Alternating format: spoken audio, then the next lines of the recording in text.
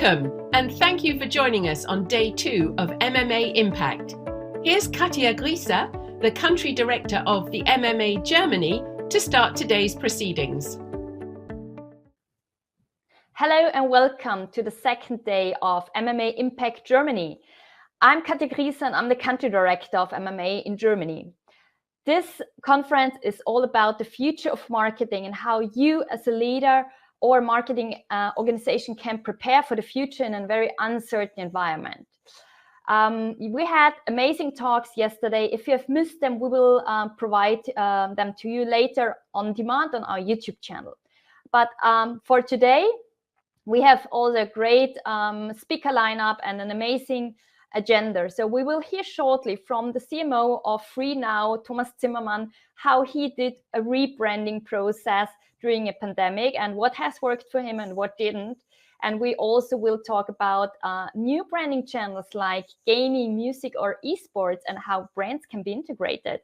And also social commerce, I think such a big topic, definitely on the rise, but how do you get it right? We will hear it from Villeroy and Boch and Westwing. I'm really looking forward to that. And we have many other masterclasses in the afternoon. If you would like to get in touch with other attendees or the speakers, I encourage you to join our Slack community. Just click on the button. And I also would like to take the opportunity to thank our sponsors and media partners, Meta, Mission Female, and AdSign. Thank you for supporting us. But now let's kick off right away with Thomas and our moderator, Peggy-Anne Salz, and Chief Content Officer. We'll ask him interesting questions. Enjoy. See you later.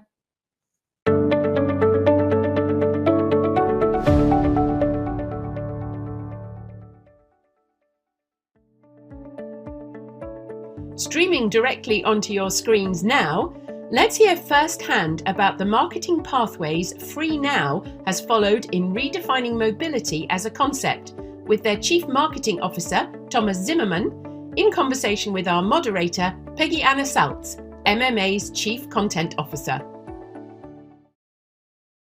Welcome to our fireside as we move from marketing rock stars to rising stars, and not just a well-known brand, but one that has braved global events and business disruption to redefine mobility, expand operations, and rebrand. That is a lot to do. And FreeNow has done it successfully. It's a mobility service provider that ranks number 1 or 2 in all the regions where it operates. And here to tell us how he did it and share the practices that allow FreeNow to continue to grow audience awareness and loyalty, we have Thomas Zimmermann, CMO of FreeNow. Thomas, great to have you. Hi, Peggy. Thanks for having me. That's a very brave year for you, actually, and quite an impressive record. I mean, have you even perhaps surprised yourself, grown beyond your stretch goals?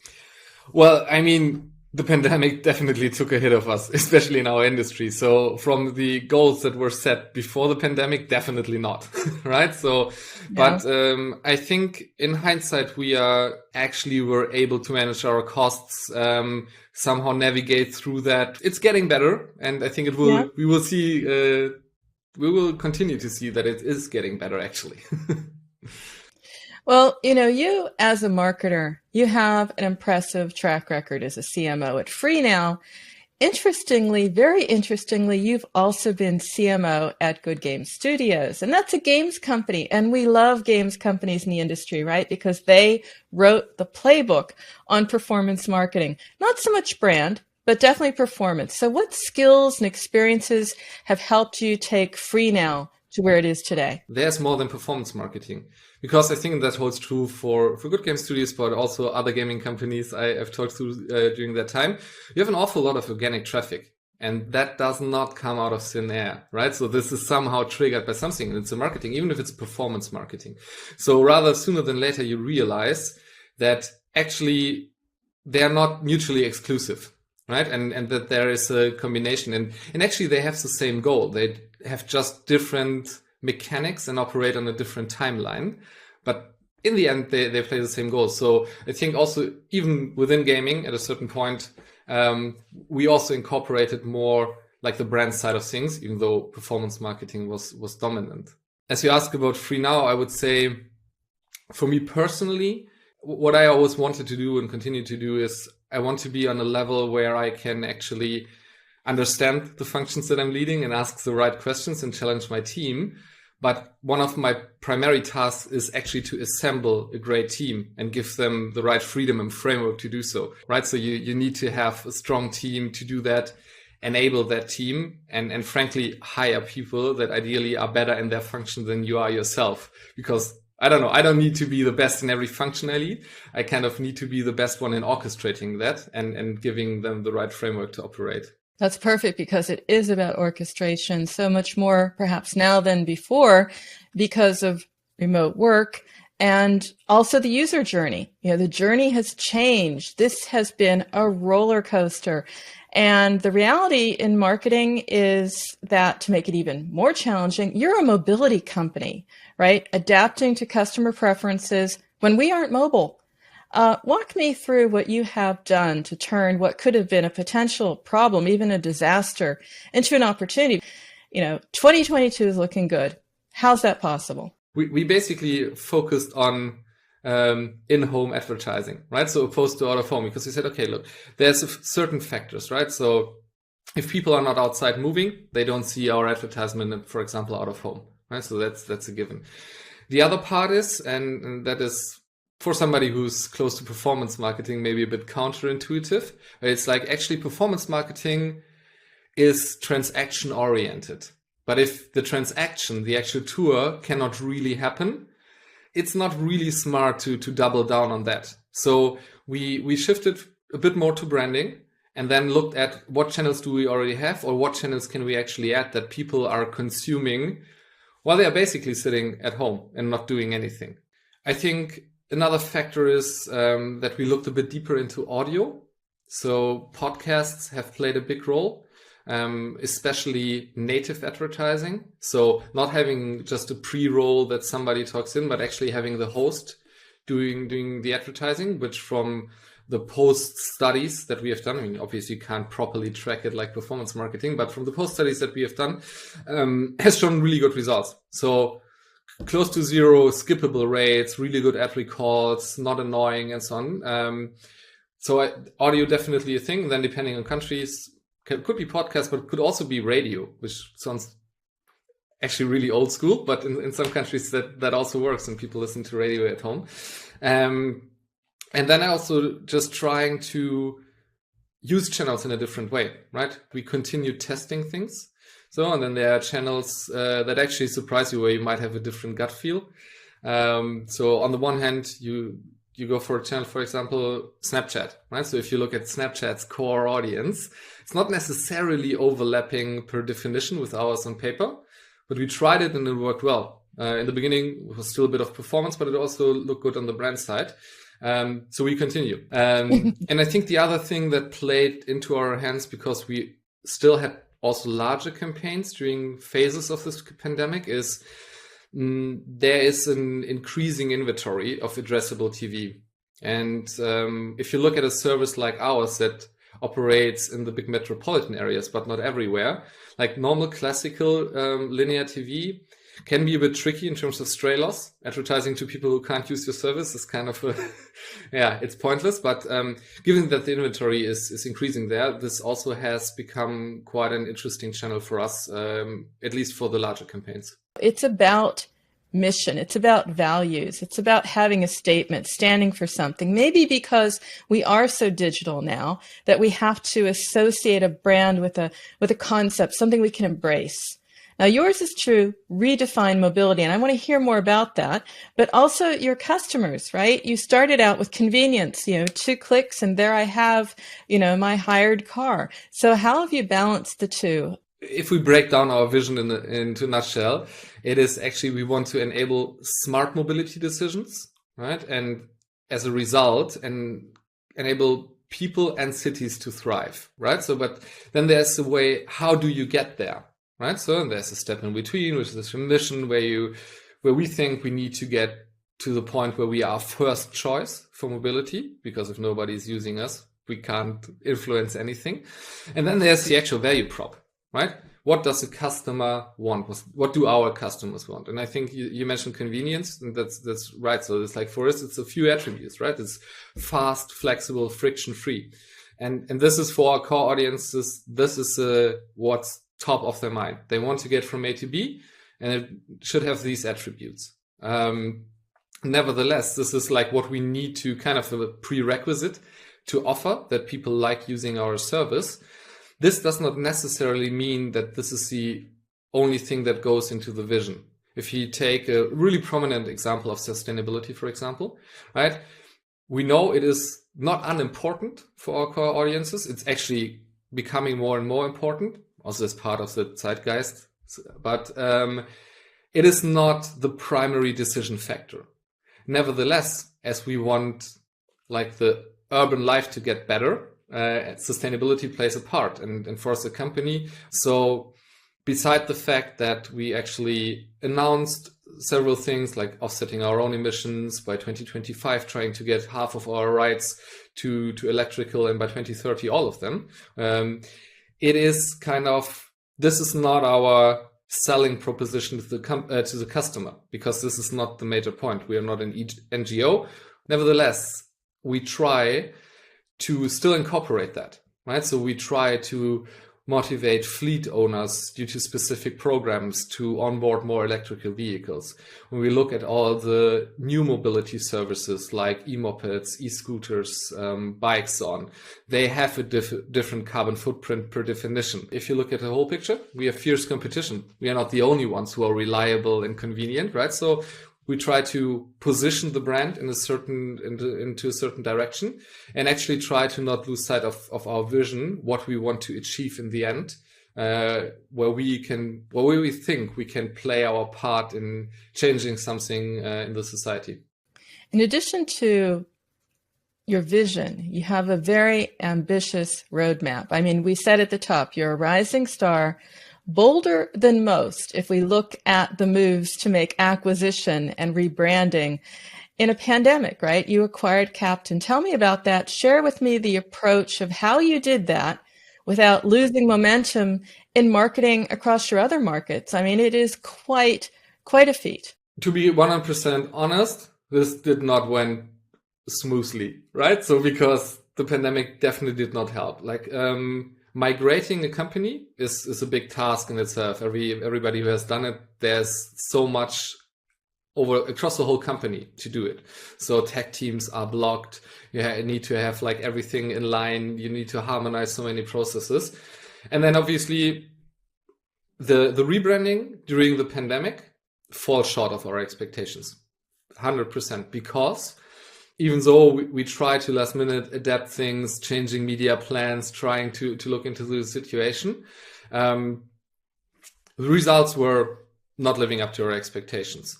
But we also couldn't stop it, right? If you set something like this in motion, which is a multi-month project, you can't just really postpone it because there would be too much collateral damage on the other side.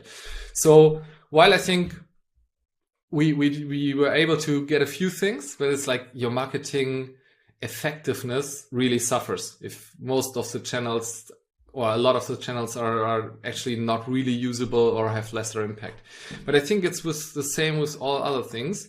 You just need to accept reality, right? And also not, I don't know, get hung up on it too much, but rather look at what you have, work with it, learn from it, and see how you can actually optimize the situation, right? We're trying to not go just day by day, because that falls too short, especially when we're talking about stuff like brand positioning, midterm goals.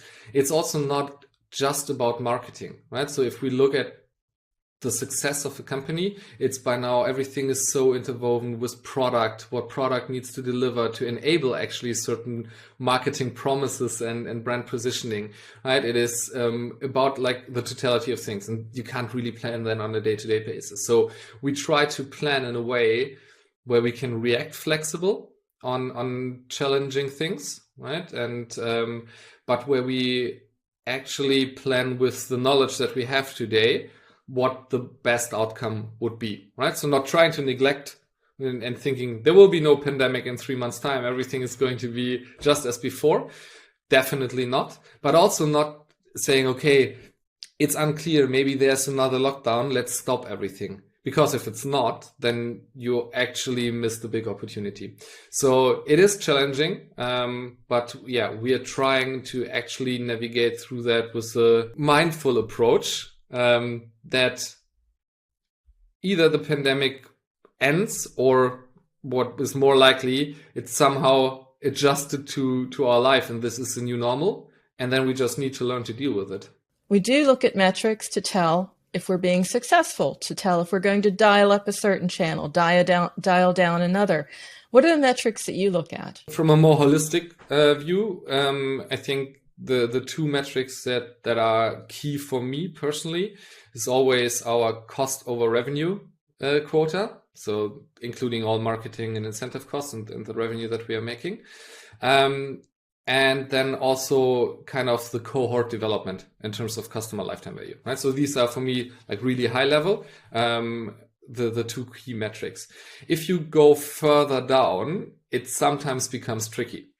Because especially, and this is not so much only to the pandemic, right? So yes, there's a struggle, we would say, more for data science in doing predictions and modeling, because the data is kind of skewed heavily.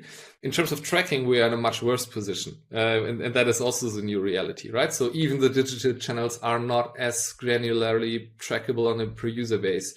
But this actually, for me, is also an opportunity to really, again, get to a more holistic concept, because there have always been channels you can track poorly, right? So there's a lot of advertising that is going on where you maybe have an idea or do a post-campaign analysis. So what we are looking in beside our own data is actually to build a bit more of a holistic model, not only in looking at the KPIs of a specific channel, but also looking at the cross effects of various positions. To give you a bit of an example, right? So like easy one, performance marketing works differently when you have a big brand campaign running on the site. You see higher trust, you see better conversion rates and so on. But this is not only just pure marketing. For us, there's a lot of other things that play a role, right? Pricing has an incredible impact on the performance. And if you don't incorporate what you're doing on the pricing or incentivization strategy and just look at the marketing data, you can come to horribly false conclusions of what is working, what is not working if you just exclude that. So therefore, we will not be able to have 100% granularity and tracking, but we are trying to incorporate more factors. And even if we get 10% better, I think this is already a big step forward and a big improvement. We talked about your role as a CMO, as an orchestrator. FreeNow is certainly firing on all cylinders and continues to do so. You have a lot of work ahead as well, because of course this all has to be under one brand, and the mission and the marketing all has to fit together. Takes a lot of effort, takes a lot of energy. How do you keep those energy levels high personally as a CMO? And coffee is one way. Coffee is definitely Thomas, one maybe way. There's another. No, I think to a certain extent, what I already mentioned, it's I really like my job. I really like the people I work with on these topics, and I actually do believe in what we are trying to achieve. For me personally, it is, in the end, nothing beats success. So if I see progress, if I see results, if we see that we solved the problem, moving into the right direction, this is incredibly motivating for me. And I am in the lucky position as we have such a great team that this stuff is happening, right? So, and like small things, nothing beats the feeling if somebody comes up with an idea or a concept or results that you have not actually worked on yourself, but it just happened within your team, and you see stuff going into the right direction. That gives me incredible motivational boost. Yeah, success does inspire you to go onwards, upwards, and achieve more success. Speaking of success, leave me please with one tip for our audience, how to keep that momentum going in 2022. It's a hard one to go to one tip, but let's try. Most important thing is to have that holistic view. Don't focus too much on just one channel or even just marketing. Understand the collaboration that needs to happen with the product, operations, like with the whole company, because all of that is actually brand. Everywhere you communicate, the way the product feels, even customer service requests, and so all of that positions you as a company. So understand that and still be able to master the details, right? So if you do shit performance marketing, you do shit performance marketing, but you can't only focus on that. And I think that goes hand in hand with be open to try new things, rethink old concepts, retry things, and don't take, especially now with the developments of the last 2 years, take anything as a given. Great advice, Thomas, because that's exactly what we need to kick off 2022 is be ready for anything. It's a great conversation. I don't want to end it, but I do want to thank you so much for sharing, Thomas. Thanks a lot. It was a lot of fun. Thank you, Thomas and Peggy. Wow, amazing stuff.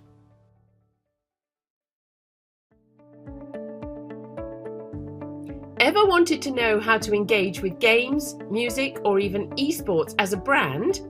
Please welcome Aneta Nowabilska, Chief Product Officer at Upday, Lars Dusen, Vice President Sony Music Partnerships at Sony Music, and Oliver Cairn, Chief Commercial Officer at Lockwood Publishing, talking to Peggy Anna Saltz, MMA's Chief Content Officer and our moderator. Welcome to our panel, Esports, Music Games, How Can Brands Be Integrated? Well, we know that effective advertising follows the audiences and the eyeballs. And today, a main attraction is esports and games. Research firm Newzoo, for example, reports global esports revenues crossed the 1 billion mark in 2021, quite a milestone, showing no signs of stopping. However, the real number to watch is the 834 million in revenues, over 75% of the total market, that comes from media rights and sponsorship. And that's why we're here today.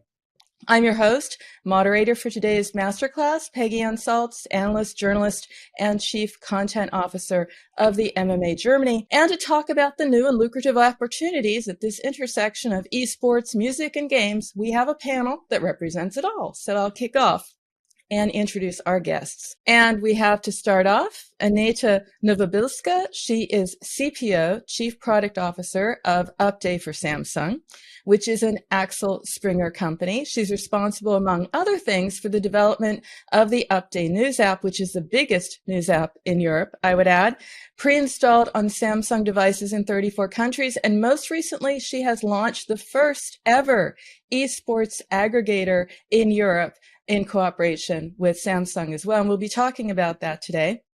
Staying with esports and games, we have someone who's in that industry, Oliver Kern, Chief Commercial Officer at Lockwood Publishing, the creator of the very well-known, I would say the very first virtual 3D world, Avakin Life. So quite a veteran as well. Oliver, you're also a noted growth hacker, a mobile marketing guru, and you've helped gaming companies, including giants like Rovio and Wargaming. In addition to that, a board member and a board advisor for a number of mobile games companies. So welcome also to our panel. Hi, Peggy. And finally, Lars Bendix Dusen. He is VP Sony Music Partnerships. He's an analytical and determined business leader on our panel today with broad international, commercial, and management experience. He has a background in music, media, marketing, and tech. So Lars, exactly the combination of talents that make you a perfect fit for the panel. And what we won't read in your LinkedIn profile is that you are actually really literally immersed in the latest trends, trying them out personally in your home, work from home. We encourage you to share your impressions as well. And with that in mind, let's just start off here. You know, we are in the industry, a show of hands. We're talking about the opportunities when esports, music, gaming all come together. Now, Lars, I know you've been experimenting. AR is one of your favorites, but anyone here participated in a tournament, an experience? You know, give me an idea, or even maybe a Gen Y or Z family member that is hooked on this. Yeah, Lars, let's start with you, because I know you've been doing AR in your home.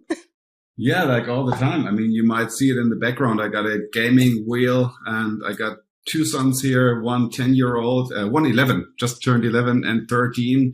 And we battle ourselves in Gran Turismo like every night. And we drive Hockenheimring and like all the American tracks and do that with virtual reality PlayStation gear. It's absolutely fun. What a great experience it is. There you go. It is an experience. That's why it is attracting the audiences. Anita, what about you?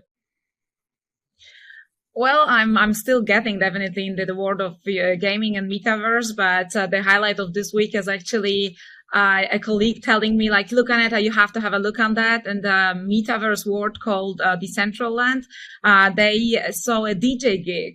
Like, so actually live, played music surrounded by art and like, him saying like, you have to join the next gig, the next concert. So like, well, okay, the worlds are moving, right? Completely into digital. So that's my next thing, definitely.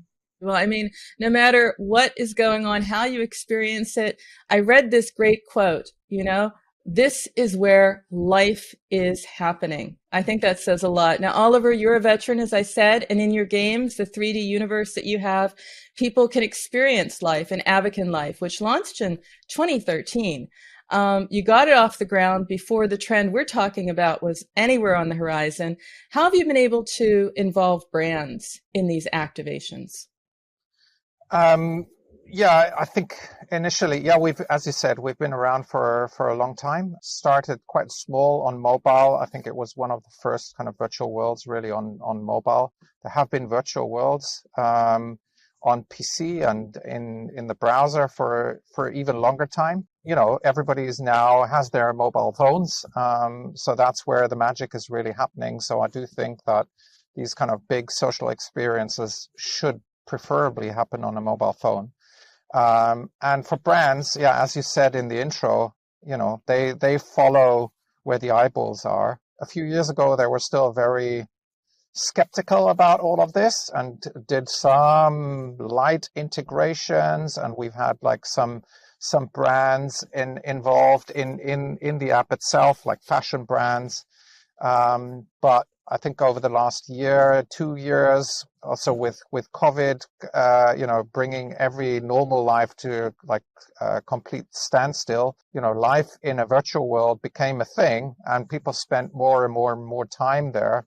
Our users spent on average more than an hour inside that virtual world every day. You have to go there as a brand and be present. And that's why all these brands are kind of, doing activations and thinking about how they can be involved in gaming. Also, the young audience is not really as reachable anymore through kind of traditional media channels. And I would even call like Facebook traditional in that context. And this is exactly what you're doing also, Aneta. You sense an opportunity. You're reporting on this because this is not just a place or an experience. There's news there. And that's Jackson. Tell us about Jackson. That's a very different way of looking at this intersection of gaming and fun and brand. Yeah, so we do not make games. Our DNA is journalism, and this is what we do. So we basically write about games and we aggregate content related to esports. And Jackson is a brand that is impersonating like your esports buddy, like a cool guy who knows everything about your favorite games, who is first one to comment on everything and make it in a funny way. And we basically right now started the first phase of this product going into the market with covering 5 games, learning that basically Gen Z usually plays like 1.5 games on average. So probably they will be able to pick one that is, the most relevant for them.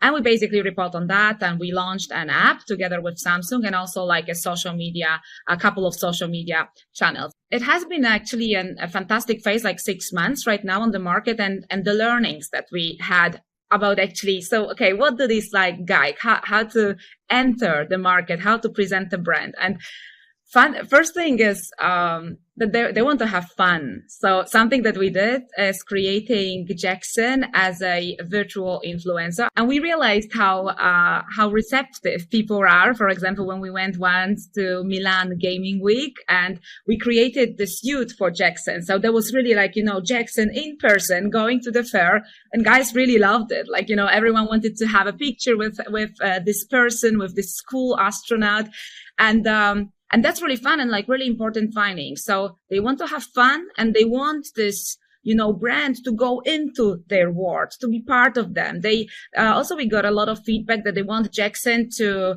be challenged by them. So like, okay, so play with me, challenge me, in this specific esports game. So that's definitely a learning if it comes to, further development of the brand and further development of the product, that, it needs to be all about fun, and it needs to be really part of their world. It needs to be adjusted. So not like a typical, news media that we would be maybe launching in a different world. Something that we also learned that they want the omnipresence of this content. So it's not only about app, it's not only about web or whatever, or social media, that they want it everywhere. Gen Z is like very well connected, and they want this, product or brand to accompany them everywhere. So that's also, again, a learning for us, where to enter and how to develop this product further. And maybe very, very last thing that will be determining the development of Jackson in the future is the need for interaction. One thing is about producing news and delivering that, but Gen Z wants to speak with you. They want to co-create. They want to, be part of it. They want to interact with this news. And that's also like probably the biggest learning for us. So it's not only about us delivering something. It's about us doing it together with that community. And that's what the next stage of Jackson will be about. That is very interesting, because you've created, in a sense, almost a rock star by default. And Lars, this is what you do. This is how you have a relationship with games and music. Is, it's a benefit to your artist. Tell me a little bit about the business benefit to you and your artist across that funnel. How did Sony Music approach this opportunity? 100%. Definitely very interesting landscape to be active in for multiple reasons. First of all, we've all witnessed Travis Scott, for example, performing on Fortnite, which created millions and millions of eyeballs. So it's pretty obvious, that on the upper end of the funnel, it's an awareness game. 100%. We absolutely know that the target group is interested in participating in enhanced experiences in gaming. So that's definitely a good platform for us to do marketing. But then again, there's so much to learn also from how this whole gaming development is happening. And this is why we, for example, use the Unreal Engine to create virtual worlds as well. For example, we Sony Immersive Studios in LA recreated the Sony Hall in New York based on Unreal Engine, and had Madison Beer as first artist performing in that virtual concert hall. Naturally, this evolves into a business model where we will sell tickets to virtual experiences. So there's so many multiple aspects in that. There's so much to learn. And like Anita just said, so much opportunity to engage with the target group that we're closely observing all the time, the trends and experiences that are being created. I'd like to stay with you for just a moment, Lars, because you're bringing this together. You are truly an orchestrator. Music is a must in this experience. But where do marketers, brand marketers, need to do their homework to become involved? I think, like always, in sponsorships and where brands enter an entertainment field, we just have to be very sensitive about what role and responsibilities the brand partners can take, and what native roles they can take. There's definitely a change in behavior when it comes to younger target groups, and they're not accepting like this advertising that we grew up with, this push communication, and then even the lowest level, the price communication, with a call to action, buy this now. This is just what we don't want to hear anymore, and especially not the younger target group. On the other hand side, when a brand takes a native role and presents something, like, for example, I mean, that example of DHL, the parcel delivery service from Germany, actually acting globally in League of Legends, has taken a role where the audience even applauds, when DHL is being mentioned now. And I think there's so many opportunities for brands to play a native role and to deliver, like an incremental value to the target group. And I think that's definitely key. And this is where we all have to do our homework to understand the target group. So drive the communication, understand what they want, and deliver what they want at the end of the day. That's going to be our role. Oliver, you've done this many times, many activations. Where do brands struggle most here? Because there's a lot of hype and there are a lot of challenges. I think I think Lars and Anita both touched on that already. I think the key is that for a lot of brands, because it's kind of this unknown, they just, you have sometimes marketing managers or marketing teams that really just want to tick a box and don't really kind of want to invest enough time and effort and thinking into this topic. And then there are kind of the front runners who basically really understand, like, okay, this is where my audience is, this is where my future audience is, and that's why I need to kind of invest time and thinking to kind of provide something. I think the key there is to not just slap something in your face like the old school advertising. It really needs to be like an integrated experience, something where a brand, becomes meaningful, provides some value for users, players, these kind of things. It just really needs that. Otherwise it just feels artificial, and then people don't buy it, so to say, buy it in terms of it being authentic or something. So we've done quite a few integrations, even with Sony. We've done a few things. We've done a Ministry of Sound concert, well, actually two, in the end of last year, because it was 30 years of Ministry of Sound. So a good reason to kind of celebrate.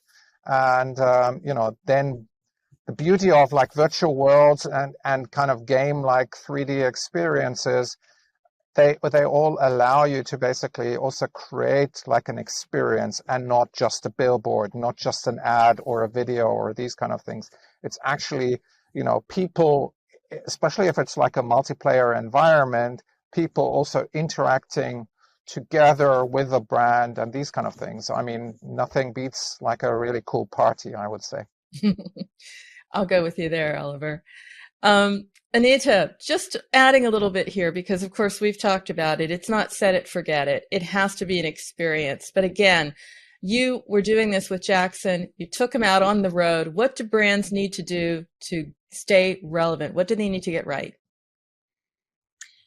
I can only underline what Oliver and Lars already said. So like really thinking how to embrace this word, not, doing typical marketing or advertising activations, but doing something that is adjusted. So when we speak about concerts in metaverse or in 3D world, that's already going definitely in an amazing direction. And I can maybe just give two examples. So indeed, the way we approached this idea of, embracing gaming was indeed this concept of Jackson as a virtual influencer. We observed these trends already in Asia very much, and they are very successful in terms of e-commerce, for example.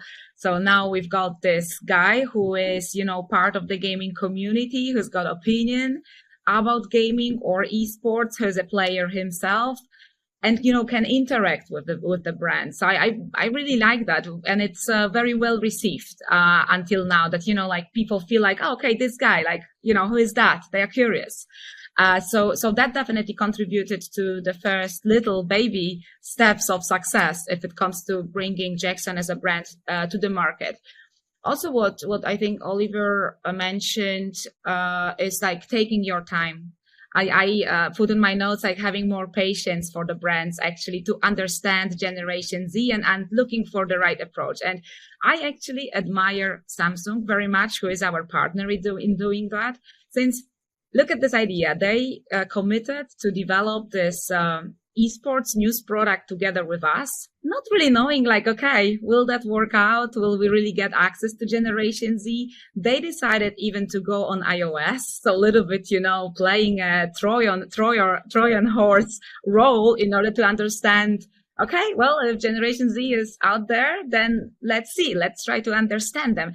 I really admire that. So they really, like we say in German, they took a long breath, a very deep breath in order to see like, okay, well, let's see if that works out. So having a lot of patience. And I'm sure that that this kind of strategies, brand strategies will work out in the future also for Samsung. What are some of the biggest misconceptions around this opportunity? I'd like to ask each of you this and why they persist. I'll start with you, Oliver. One of the big misconceptions in my experience is that if you want to kind of create something, it's usually not done with a one-off thing. If you're a brand, you create like this amazing experience. Let's say you recreate your flagship store in the virtual world as just like an example where people can go in and then kind of experience like the brand as if they were in that flagship store.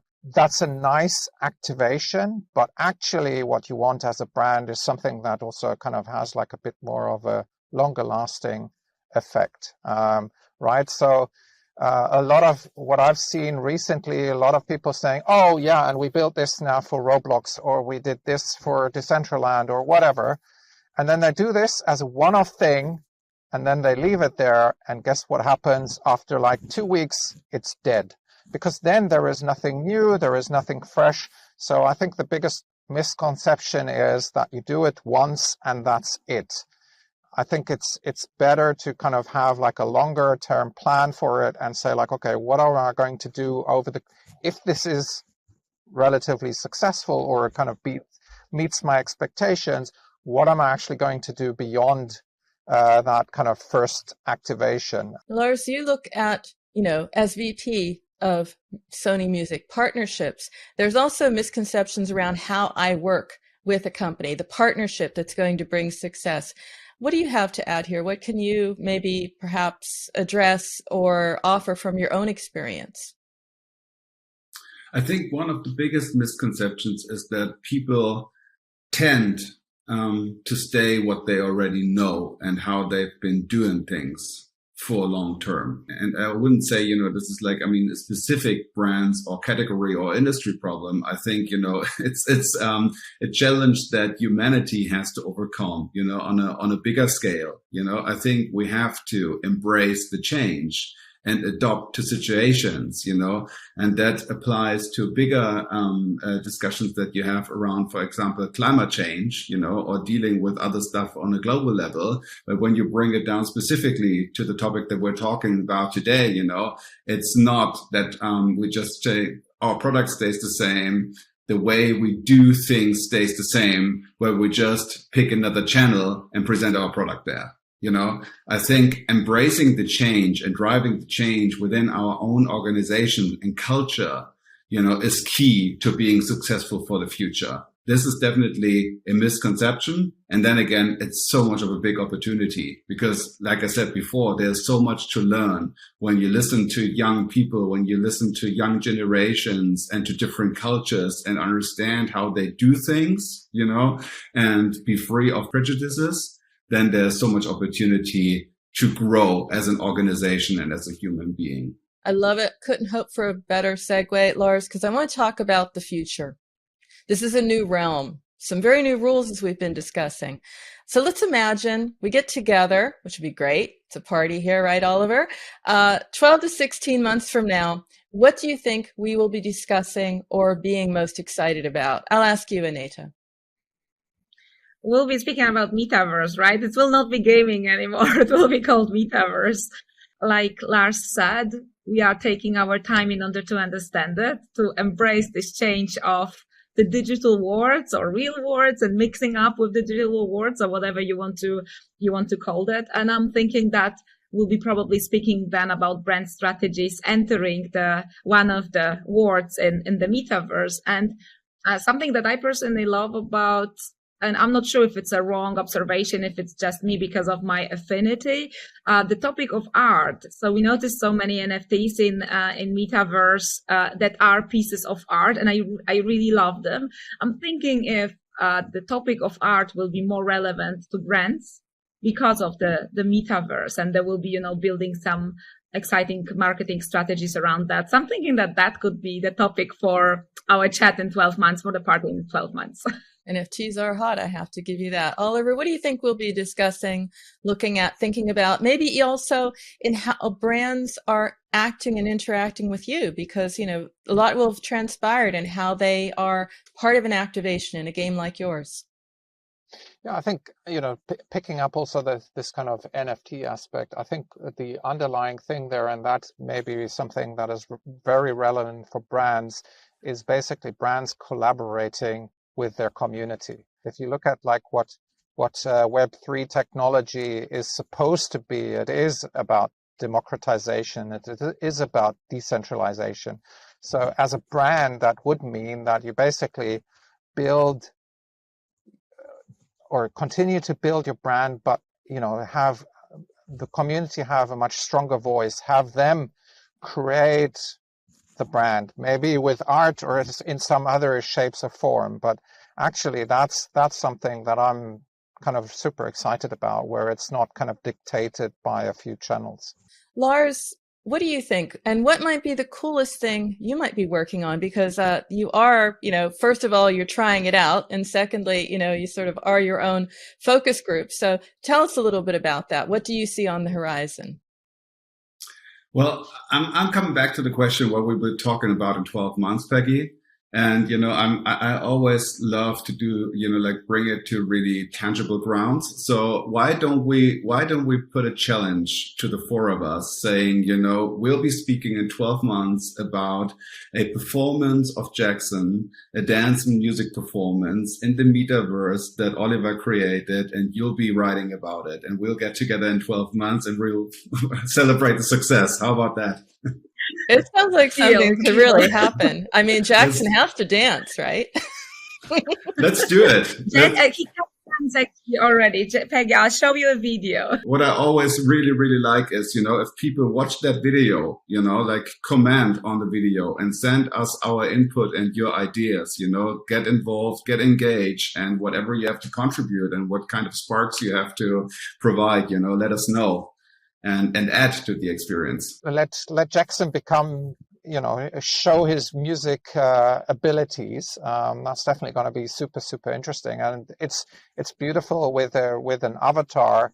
You can have actually like amazing artists kind of behind that, and that's been done before many times. But now you can actually bring that into like a multiplayer environment. That's super exciting. I agree. You're absolutely right. I take that. Cool. I think it's great the way we put this together, because that is like a microcosm of what we're discussing, right? There's a role for art. There's a role for music. There's a role for brand that we're discussing as well. It needs to be creative, co-creative. Give up a little bit of the brand control. Let people control that experience, co-create that experience with you. Be there, be present, and be in the now, I think is also a lesson here.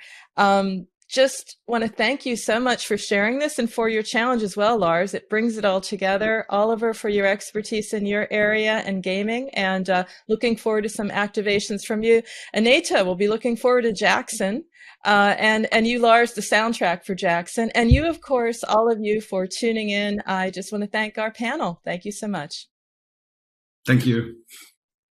Thank you, Peggy. Thanks, Peggy.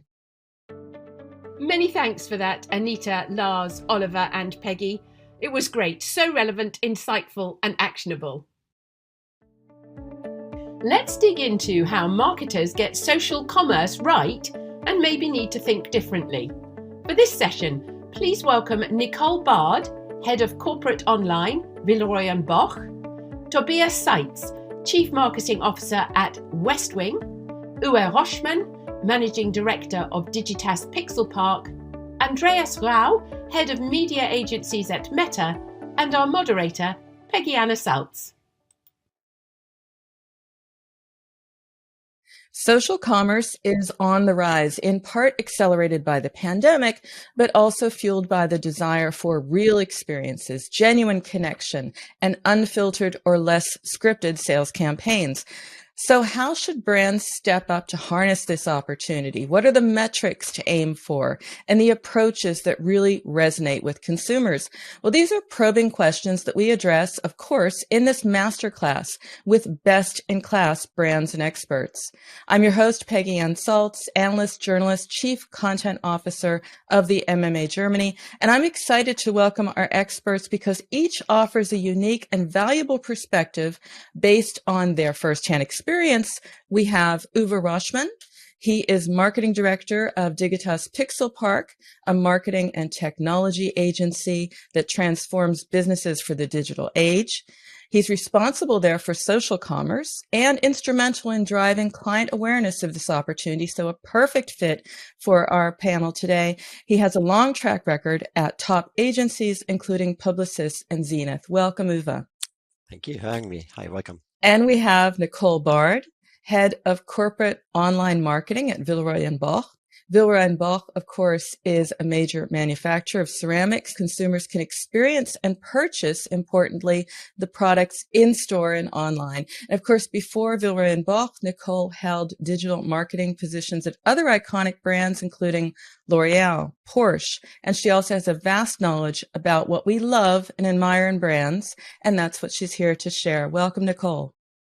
And we have Tobias Seitz, CMO of Westwing, where he's responsible for the areas of marketing, CRM, and business intelligence. Westwing is a group, a major player in the home and living e-commerce business space, and provides home decor and accessories under its own label, as well as third-party brands such as Villeroy & Boch. So he will be drawing from these insights to provide us practical advice. Welcome, Tobias. Hi, welcome. Thank you for having me. And lastly, we have Andreas Rau, Andy, head of media agencies DACH at Facebook, which is known now, of course, as Meta, a social technology company dedicated to helping people connect, find communities, and grow businesses.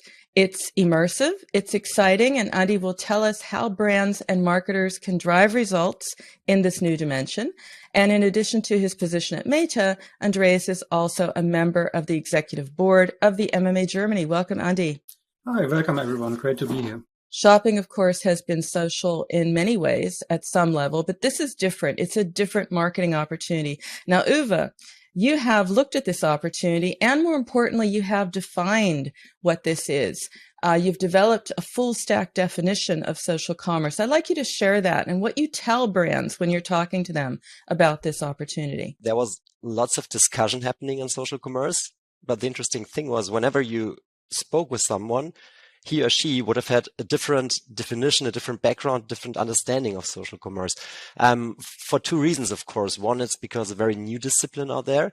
And the other is it's a very wide discipline. One aspect of social commerce being the opportunity to sell and buy products or services on or via a social media platform, which definitely is part of social commerce. But if we at least think of all the definitions that are out there, you can talk about discovery commerce, conversational commerce, community commerce, and this alone shows how many aspects there are in social commerce if you look at it holistically. And that is what we did, and that is what we brought together in this definition. If we start with the community aspects, what is very interesting is that social commerce to some extent gives you as an advertiser the opportunity to literally scale word of mouth, to have the opportunity to have someone talking about you as a brand in a way you want to present yourself as a brand, but not having to talk about you yourself, which obviously makes it stronger. We see this in every touch point analysis that we're doing. The strongest buying intention always comes from recommendation by friends or experts. And social commerce or social media platforms used in a commerce sense are a perfect way to trigger and to target and to spread these recommendations. Even if you're not planning to sell products or services on social commerce, you still should use social commerce as a marketing instrument within your marketing mix. And you talked about one other element of this, and we're going to get to that, Andy, because that's what you're focused on at Meta, which is discovery commerce. I'd like to understand, first of all, what it is and how you're building these journeys to make commerce more personal and more discoverable, I guess would be the word, for the brands and companies you're working with. Yeah, sure. Research suggests that we will live in a 50-50 world soon. What does it mean? It means 50% of the purchases will be done offline in stores as we are used to, but the other half is going to be on online channels. Stores have been the major source of discovery. They curate products, they display them to the consumers, and consumers will discover them and buy them. But with less time and less frequency in these stores, brands need to find a different way to reach new clients, to grow. This is one aspect. The other is also that we see from research that people buying online are much more impulsive than offline. They are also more in an always on shopping mode. So they don't even plan to go shopping, but they tend to get in there, although they plan to do something very different. And this is a huge opportunity for brands to use this mode of always on shopping and to be discovered and grow their customer base. What is discovery commerce in this sense? It's I think, a shift of commerce. Online commerce used to be, e-commerce used to be people searching for products they want to buy. But discovery commerce is more the other way around. We need products to let products find people, to let products find their customers. This is a way of engineered serendipity in a way. So we need to try to predict what is the product a certain customer might want to buy. And this is a new approach we have here. Now going more into the concrete, what I think we need to do to have this engineered serendipity. And that's I think the core of the definition Uwe presented. It's this like personalization to leverage the power of machine learning with the right media and signal setup. Then it's the second part is inspiration. So with strong creative and consumer experiences that are adapted to the channels they are in. And in the end, this fuels interaction during the buying process or after the buying process. What are the steps to building and inspiring that following?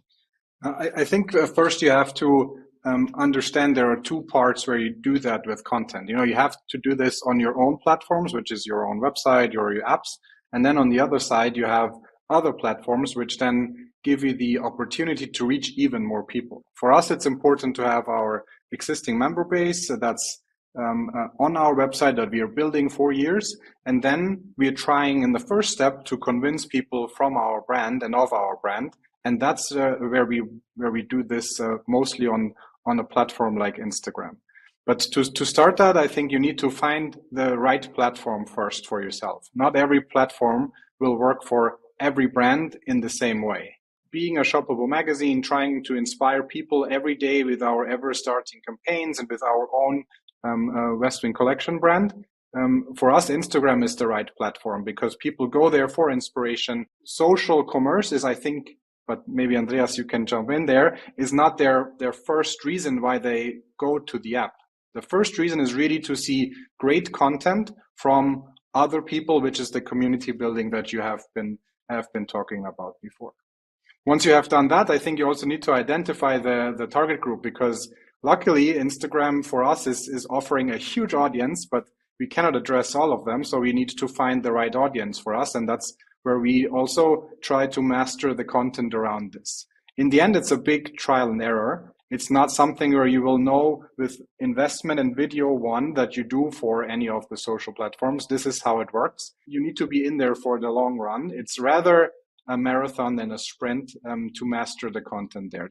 Now, Nicole, you're in an interesting position because we're talking about how Westwing builds a community. In a way, you're benefiting and working with that community because you have a partnership with Westwing, among others, but you're also a brand that we love, that we have a feeling about. So you're, in a way, you're sort of experimenting at two levels. Could you share a little bit about that? Because there are many brands that are iconic that want to have their presence, but also their partnerships. Yeah, I guess it's a little bit like Tobias said. It's all about the right mix. So we have our own website, our own e-shops and all the presences and our own content there. And then we are also using social media and social commerce technology to to build up on that and to enlarge our reach. And especially in times like these, for brands like us, that's very important because people stay a lot of time at home and in the home office. So we are testing a lot. It's also a lot about Instagram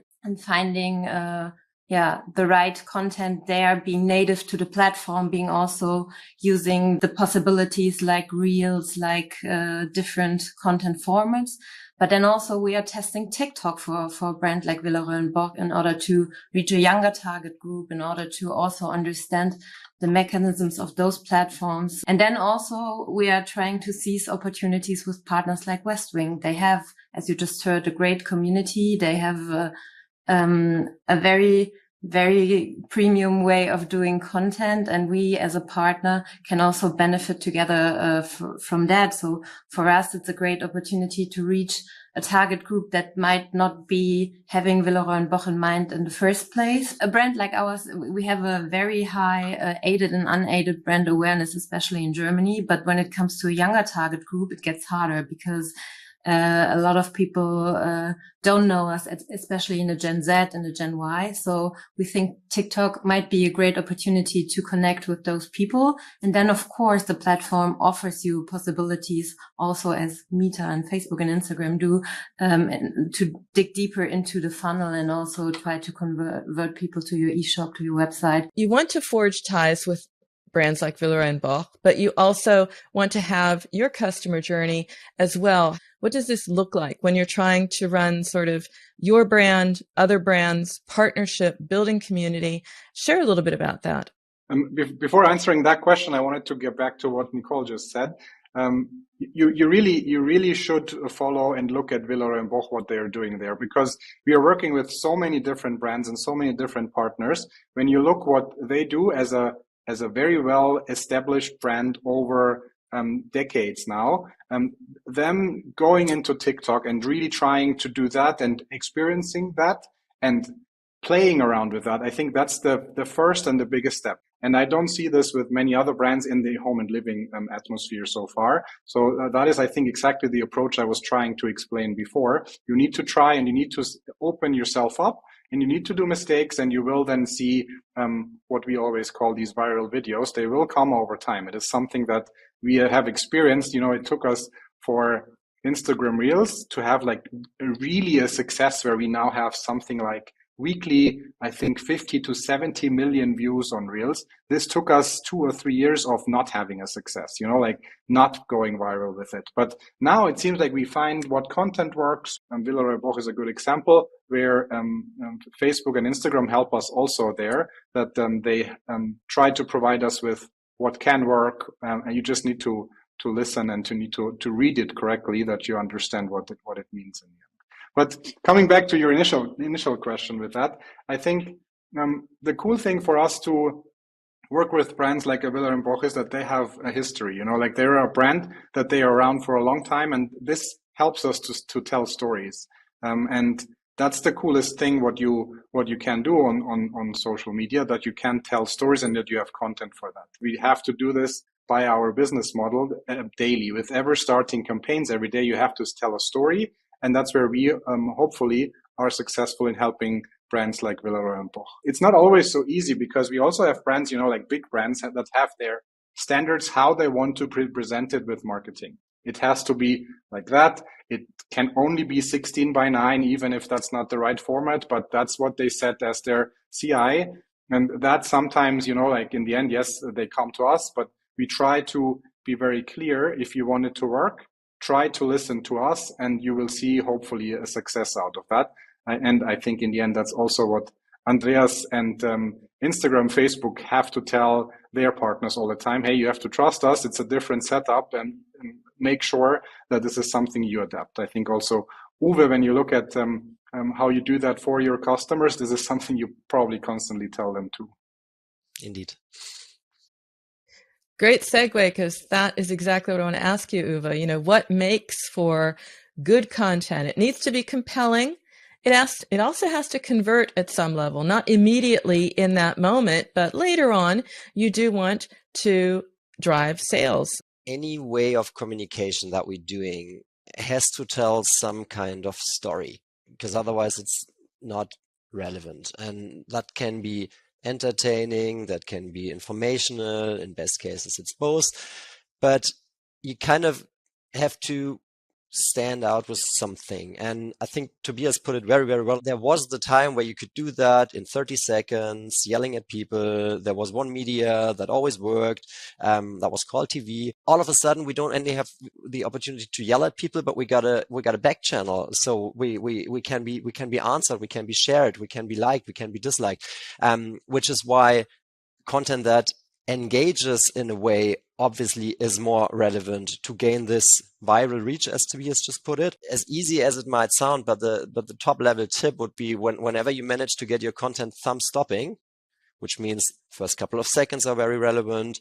What will be happening after those first couple of seconds will be relevant. And then, and I think that is the last important part also, if you have the opportunity to have other people, brands, communities, fans talking about you as a brand, that makes it even more compelling, because it's way more credible if someone else recommends something than yourself recommending yourself. Or we often have this discussion with clients where they go, every asset that will be aired needs to be approved up front, which kind of is an understandable rule, but it won't be working in social media. It won't be working if we're doing partnerships. It won't be working if we're doing dynamics. It won't be working if we have, for example, the Westwing community that Tobias spoke about, doing their pieces of content is what you can call user-generated content.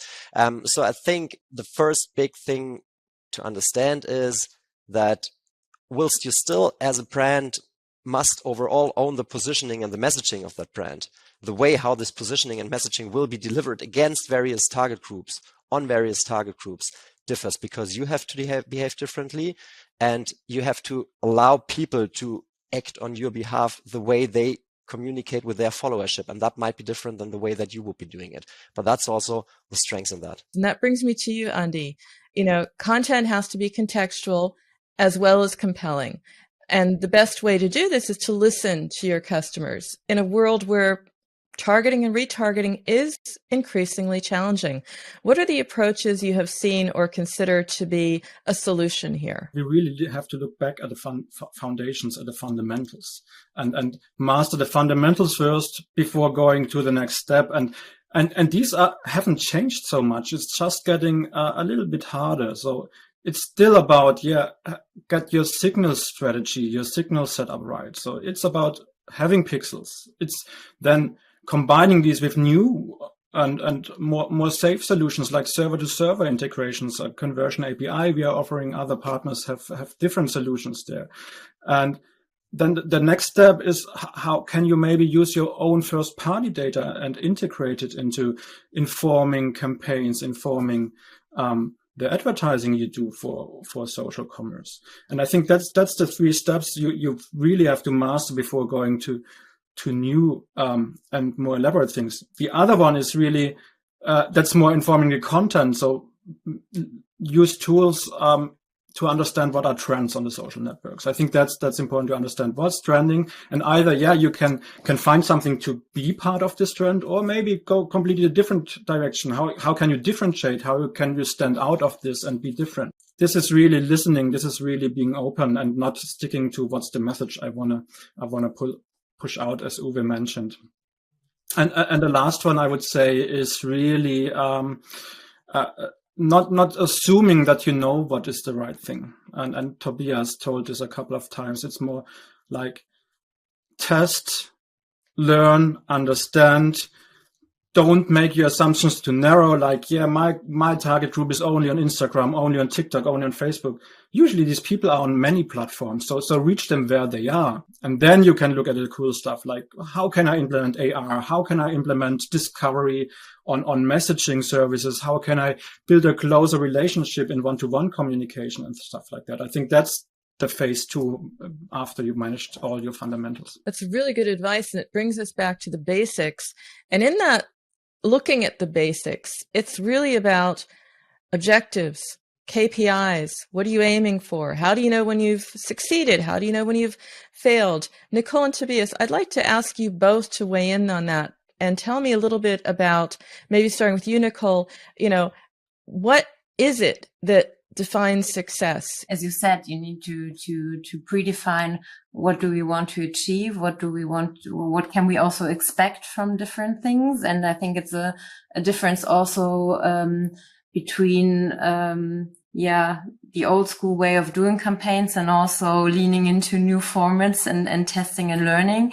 And I think the good thing in digital marketing is that you can watch your KPIs carefully and that you can adjust, and you need also to be willing to adjust also during campaigns and to see what's working for your brand, what's not working, what's working in which channel, and don't stick to your tunnel and don't look right or left. So I think that's very important, but you have to measure what's been measurable, and then you have to be willing also to adjust and to allocate your budgets and scale where it works, and maybe say goodbye to things that are not working.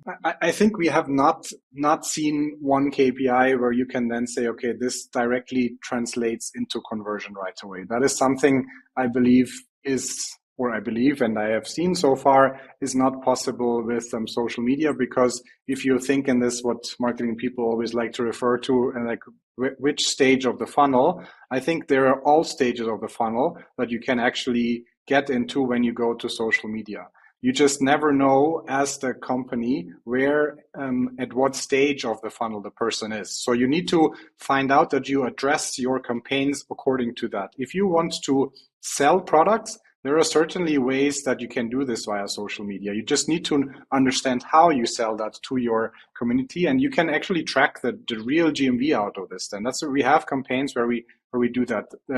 I think what's easier for us is this whole definition of traditional marketing campaigns for us comes in natural because we have daily starting campaigns. But I would also go away from creating a campaign for a brand for social media. You need to do it differently. The KPIs we are looking at is really the input KPIs, we call them.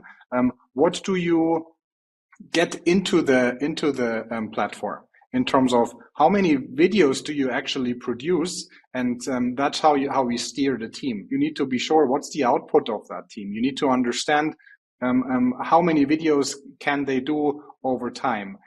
Also, you need to understand how does this relate into measurable KPIs then? What's the engagement you get with that? And it's not just like an engagement rate, but it's especially with Instagram, how many DMs do you get? How many comments do you receive? How many saves do you have of your content? That's much more informational for us to understand if content works or if it doesn't.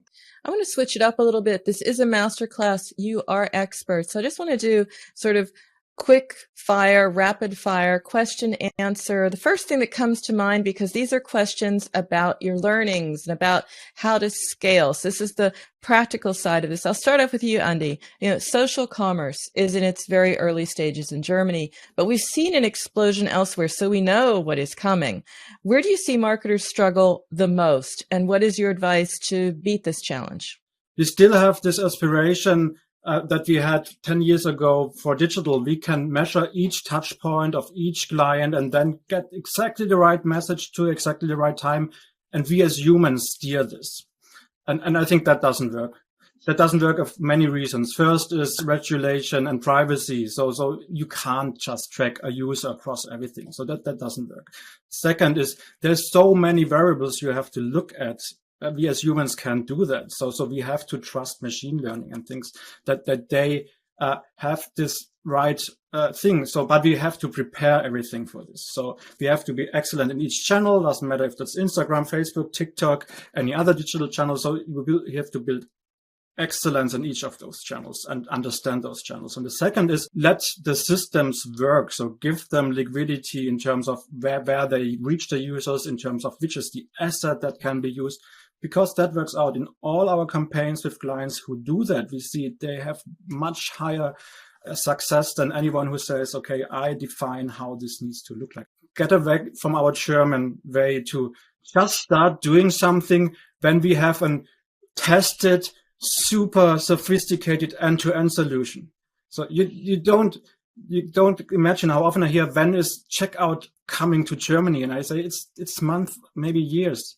But it doesn't matter because you have to start now trying and testing and understanding fundamentals to be ready for these things, for checkout, for live shopping, for all those tools that will come.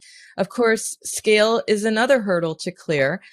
Tobias, you have done that. You have built amazing, huge, engaged community. What's your advice to marketers who want to make a big impression? I mean, is it about size or what is it that they need to get right? No, I think it's clearly about speed. If you want to be successful, if you want to make a big impression, you need to be fast. You need to be first on the platforms. You need to be the first to test new formats. If you're fast, then you can make a big impression because you are always ahead of the curve. I think also you shouldn't focus on conversion. I think that's one of the other tips I would give.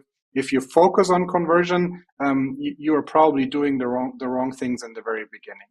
If you focus on engagement into entertaining content, I'm pretty sure from what we have seen, the conversion will follow. And it's not a learning that a Westwing did. If you look at brands like Coca-Cola, Nike, or Walmart, these are brands who have exactly done this. They have built brands and their conversion then comes afterwards. And it takes a while, but you are benefiting much more from building assets than trying to optimize fast on conversion.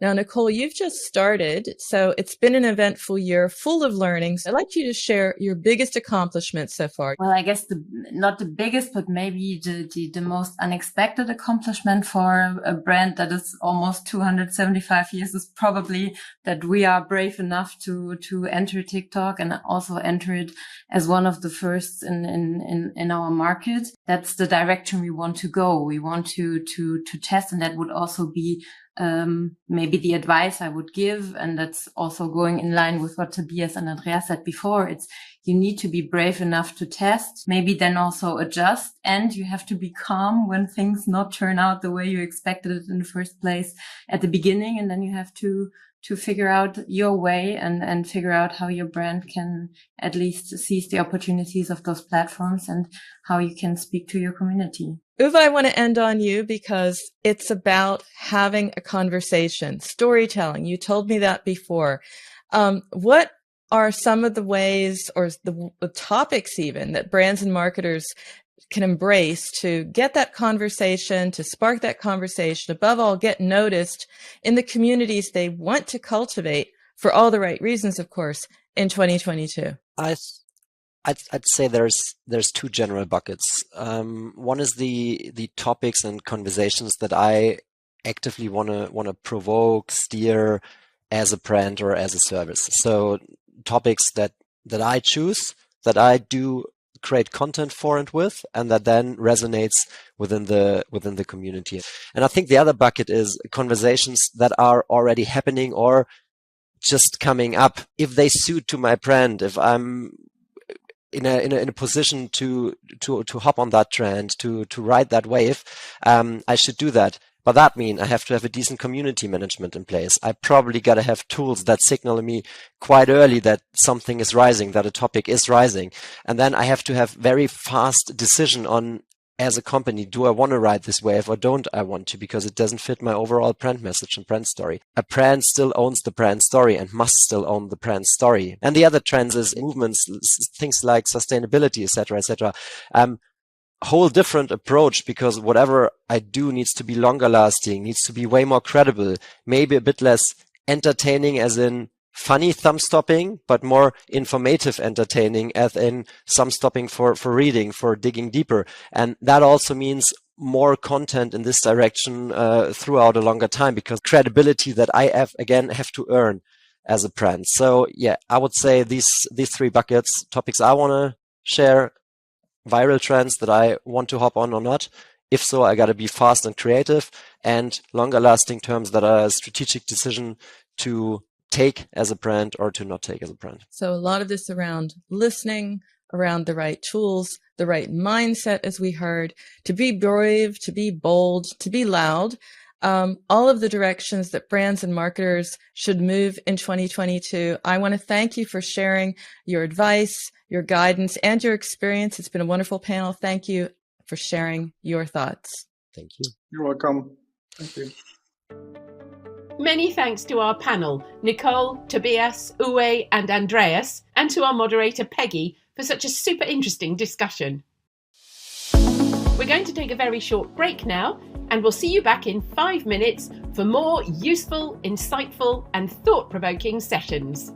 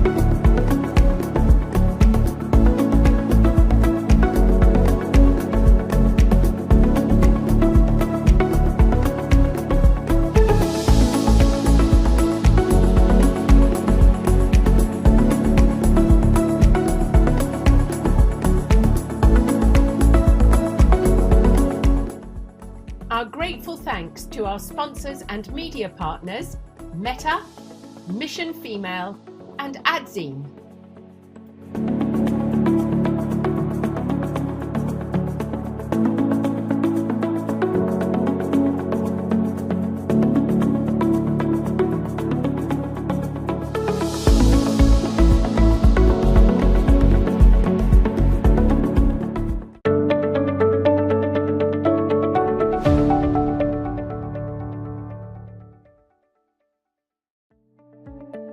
Please welcome onto your screen Marilena Pellegrini, Chief Revenue Officer B&Q, who shares her expertise on how to use location-based predictive algorithms for your media mix strategy.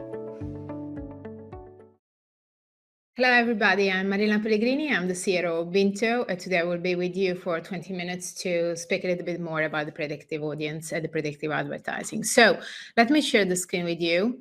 So I can go through the presentation as soon as I can. And let me share with you a quick agenda. I will go through an introduction. I will speak with you about the location-based technology, and I will give you some information about the predictive marketing and the predictive advertising. Then talking with you about the application and some cases. I'm the CRO of Binto. Binto is an international company with the headquarters in Milan, and we are now part of Mediaset Group. We started our adventure in 2011, and we thought about the different approach of using mobile devices. So what we do now is that we work on technology and on data coming from device ID. And specifically, our like 80% of our revenues come from media, so delivering advertising for clients and for agencies, and putting together not just technology but creativity and working on business intelligence products, like what we have named Custode is a CDP in which we can support organization in understanding their first-party data. So we are actually cookieless native when we work on device ID. We collect this information. Our technology is very easy. As I said before, we are an innovation company. Now, we were very nerds, and we were made of like 80% of our company is of data scientists and developers, so people working on technology. But we are not actually as I said, a publisher. So we don't have any proprietary application or M site where we can deliver our advertising on the advertising on our clients. So what we did was to work on an SDK. An SDK is a very simple thing. It's a code that we can put inside an application. And this kind of SDK, the Binto SDK, is able to collect different information. The most important information that we collect is the frequency that we of the device where the SDK and the application is downloaded, the frequency that this device is having in terms of connection with a certain point. So how many times this device is going to a POI. A POI is a point of interest. It can be any places on a certain territory in which a customer can spend time, not just spend money, but spend time. So it's a very important, this one is a very important definition, because a POI can be a park, can be a restaurant, can be any places on the territory. At the same time, the Binto SDK is able to collect the proximity with the POI. Imagine in a street very full of shops, like the street of center of a city, full of different shops. So for the SDK of Binto, it's very important that the information we are collecting for that device ID is that the device ID is in a certain shop that can be Zara and is not in the shop that is close to Zara. This maybe is a shop of, I don't know, Lidl. But the most important thing that we are able to collect with the Binto SDK is the dwell time. So how long this device ID is going to stay in this place. This is a very important information because it's giving us the chance to understand if that person just staying there for 8 hours, maybe working there in that POI, so in a McDonald's, or is spending there like 30 minutes or 45 minutes, just having dinner, having lunch here.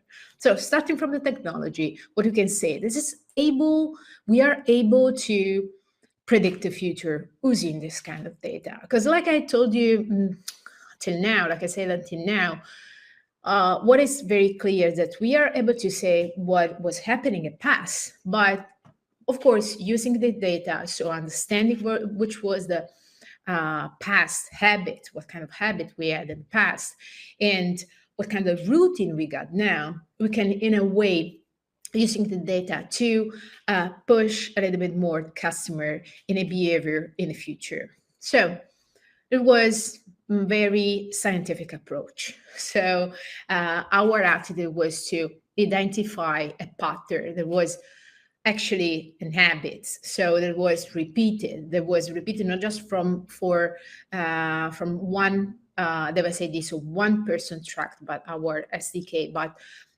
was repeated by groups of person. Because of course, in a statistical approach, that means that as meanings, no? So let me help with this quick video. It's very easy. That understand that our approach is mixing the ability to map the territory. So understand what we have in a certain area and map the movement of the SDK. So at least the movement of an audience of people. We mapped the entire territory. What you see here are hexagons. Hexagons is something that is very is used in the computational calculation because, of course, this is AI, so it is machine learning.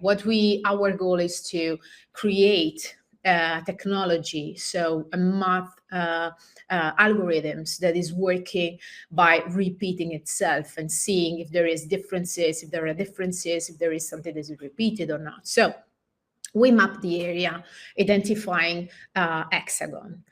At the same time, what we did was to identify for these hexagons a certain like a macro categories or micro categories. As you can see in the picture, in the area of Milan, we can see different shades of green. That means that we are able to identify what kind of POI are inside the hexagon. So at one level, macro categories, we can say that in certain POIs, there are a lot of food shops. But then going down, so understanding a little bit more about the presence of that information, of that food store, we can see that there are in some hexagon more bars, or more restaurants, or more fast food. So it's a way, it's like a possibility to categorize, the area territory. But as I said before, our ability is to put together information in movement, so track the device ID and information that are statics. So what we did was to understanding what kind of a device ID, so what kind of audiences we can see inside a certain type of hexagon. And the result is very easy. So this one is an example. Of course, it's an example made on one device ID, but it's not something that is useful for a brand to know just the movement, the routine of one device ID. What we use is a group of device IDs, of course. So as you can see, this is like, as I said, an example. So we are able to understand that there is, this is an idea what can happen to a device ID during a day. So we can see that there is a place where this device ID is starting their routine. So this place can be home because we are able, actually, from a technical, like more specific point of view, the word is blue location. So we are able to understand that there is a blue location. That is a place where those people are spending time, like, and most of their time. So we imagine that there is the blue location, and so the place that they call home. And then they do like an ordinary route. That is maybe the route that they are doing to work. That is the yellow location. So the place where they are spending the hexagons, where they are spending most of the time during the day, during the lifetime. And then in their routine, there are some occasional hexagon where they go. So maybe it's something that they do occasionally, like going to cinema or going to a certain type of restaurants or doing something that is not actually in their ordinary routine. So the point is, does it work? Of course, our idea is to use this technology to give our client and our media agencies that we know in the market that work with us a marketing approach. So use them to actually predict what the future action of their customers will be. And if it seems that it's very boring, pattern can give us the chance to understand what customers are doing in the future. So there are information that are based related with person, and information that are based related with the relationship that person can have with brands and with activities. So simply analyzing the relationship with hexagons, with roots, and with POI. So with, as I said before, statistical information about what is fixed and what is the movement of the people in a certain territory, we can understand the pattern. This is an example. As we can see, there are different ways to arrive at the end. That is the shopping at a supermarket. But what we can see is that there are different groups that arrive there with doing different stuff. Like they wake up and they go to gym, they go to work, and they go home. But then they go to the supermarket. Another group can have a different routine, like go to the bar and then go to fuel and then go to work. And then they go to supermarket. So what we do is not just finding one way to arrive at the goal, to arrive at the supermarket in this case. So to arrive at the moment in which they are doing something like buying something in the supermarket. So the important moment for the brands.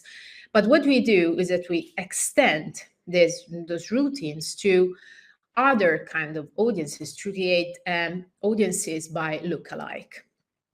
But at least, as I said, for brands and for agencies, understanding this technology is important to use them to plan advertising. So to plan campaign, to use them to reach their customers, to reach their audiences. So how we do it? We have found 3 strategic moments in which it's important for brands to speak with audiences. So the first one is the opportunity window. Of course, the magic moment in which I'm, for example, I'm a brand that's selling biscuits. I will give you an example of a typical Italian brand, that is Barilla.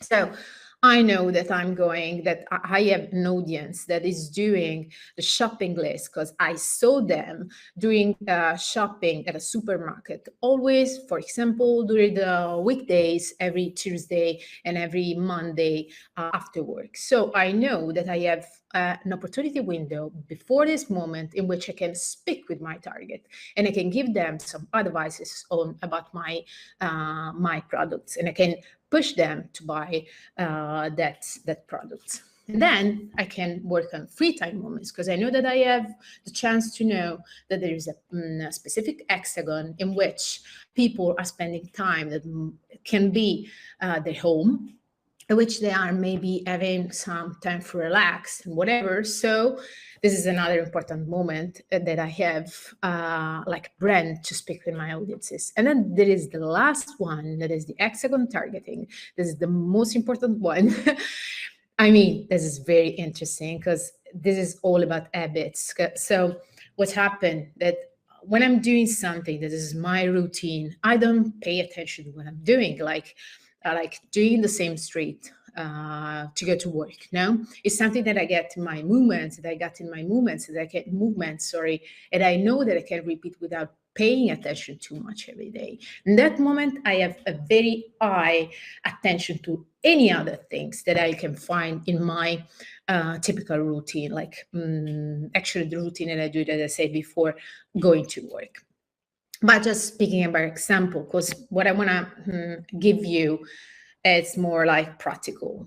If I am a brand in the food and grocery industry, what I can use? what I can see. What I see, for example, if my customer have a frequent path of or where they are going at a supermarket. So which days and what time, if they are loyal to a certain kind of supermarket. So if they are going, for example, to Lidl, or if they are going to Aldi, and a lot of other information. So what can I do? I can push, for example, my advertising and during the free time moments, because they are more likely to pay attention to my advertising, or even more interesting, I can give them the chance to see my brand during an opportunity window. So just before their presence at the store. And we have a lot of other example, like the one of the gas station, This one is another very interesting one, because the routine with the gas station is made of like path more related with the hexagon. So I know that I'm going to fuel when in a certain area that maybe is close to my work. And I know that, or if it's not close to my work, maybe it's close to my house. And I know that I can push the advertising if I am a brand related with this industry. I can push my advertising when I find my audience in a certain area, so in a specific hexagon. And we got a lot of other application. For apparel shop here, for example, I can use another important information, that is seasonality. So I can see that there are some people that they are doing shops, they are going to apparel shops only in a certain period. So they are occasional in terms of routine. And I can use this kind of information, and I can predict when they are going. If they are going, for example, during the sales time, during the holiday season. Let me just check a little bit if I'm on time or not. Okay, let me go quickly to the case history that I said I was sharing with you. The case history is with Red Bull. What we did with this brand. Red Bull had an advertising going on TV that was actually important for them to put together the advertising delivered on the mobile and the moment in which all the customers were watching the advertising that was on air on the television. We worked with the agency, and we thought about the possibility to find a kind of second screen approach. So we thought to deliver the campaign in that areas in which we saw the blue location of the target involved in the campaign. We had two different media involved in a period of delivery that was in April and it was in May. So one spot going live in TV and another one going live, another format going live on mobile. Actually, all the spots online on TV where they had two kind of creativities. So one of 50 seconds and the other one of 30 seconds. And there the goal was the awareness, of course. So they were going live nationally. And the difference with the mobile campaign was that the format, for example, for the mobile campaign was a pre-roll. The goal was the consideration. And here, what they used were actually the predictive audience made by Hexagon. So the TV commercial was broadcasted, and we found the audiences that was at home. So the impressions delivered was 763. And the result of the CVR was very, very high, because we had like 96% of CVR. How we did it? We analyzed the routine. So we analyzed actually which was at the starting point and the end point, and we found the blue location, and then we mixed the information about the blue location with the information of the brand affinity. So we saw if during the routine the audience was going to certain places is related with the interest of the brand, so the interest of Red Bull. And our idea was to use two strategic moments, two magical moments, free time moments in which we know that people are relaxed and in front of the television or just checking the mobile. And the other one was, of course, the hexagon targeting, because we saw the path-through theme. But what is important in this kind of campaign are the results. So we understand that there is like, if we do something under 20%, we know that is not good results, because it's not even average. It's just can be like casualty. But if we reach more than 70% in such a very sophisticated way to understand the target, is something that we think that is a very good result. The result were higher. I mean, we reached like 75% of the population that was watching a commercial on a television. And while they were watching a commercial, we delivered the campaign. So the application of the prediction was actually totally correct. I thank you for being with me for this 20 minutes. So you will have my contact here. I hope that this masterclass has been for you interesting, that you have a little bit more information about what does it mean to work on technology and to use the technology to deliver better advertising. And I hope to see you soon. Thank you very much. Thank you, Marilena. That was fascinating.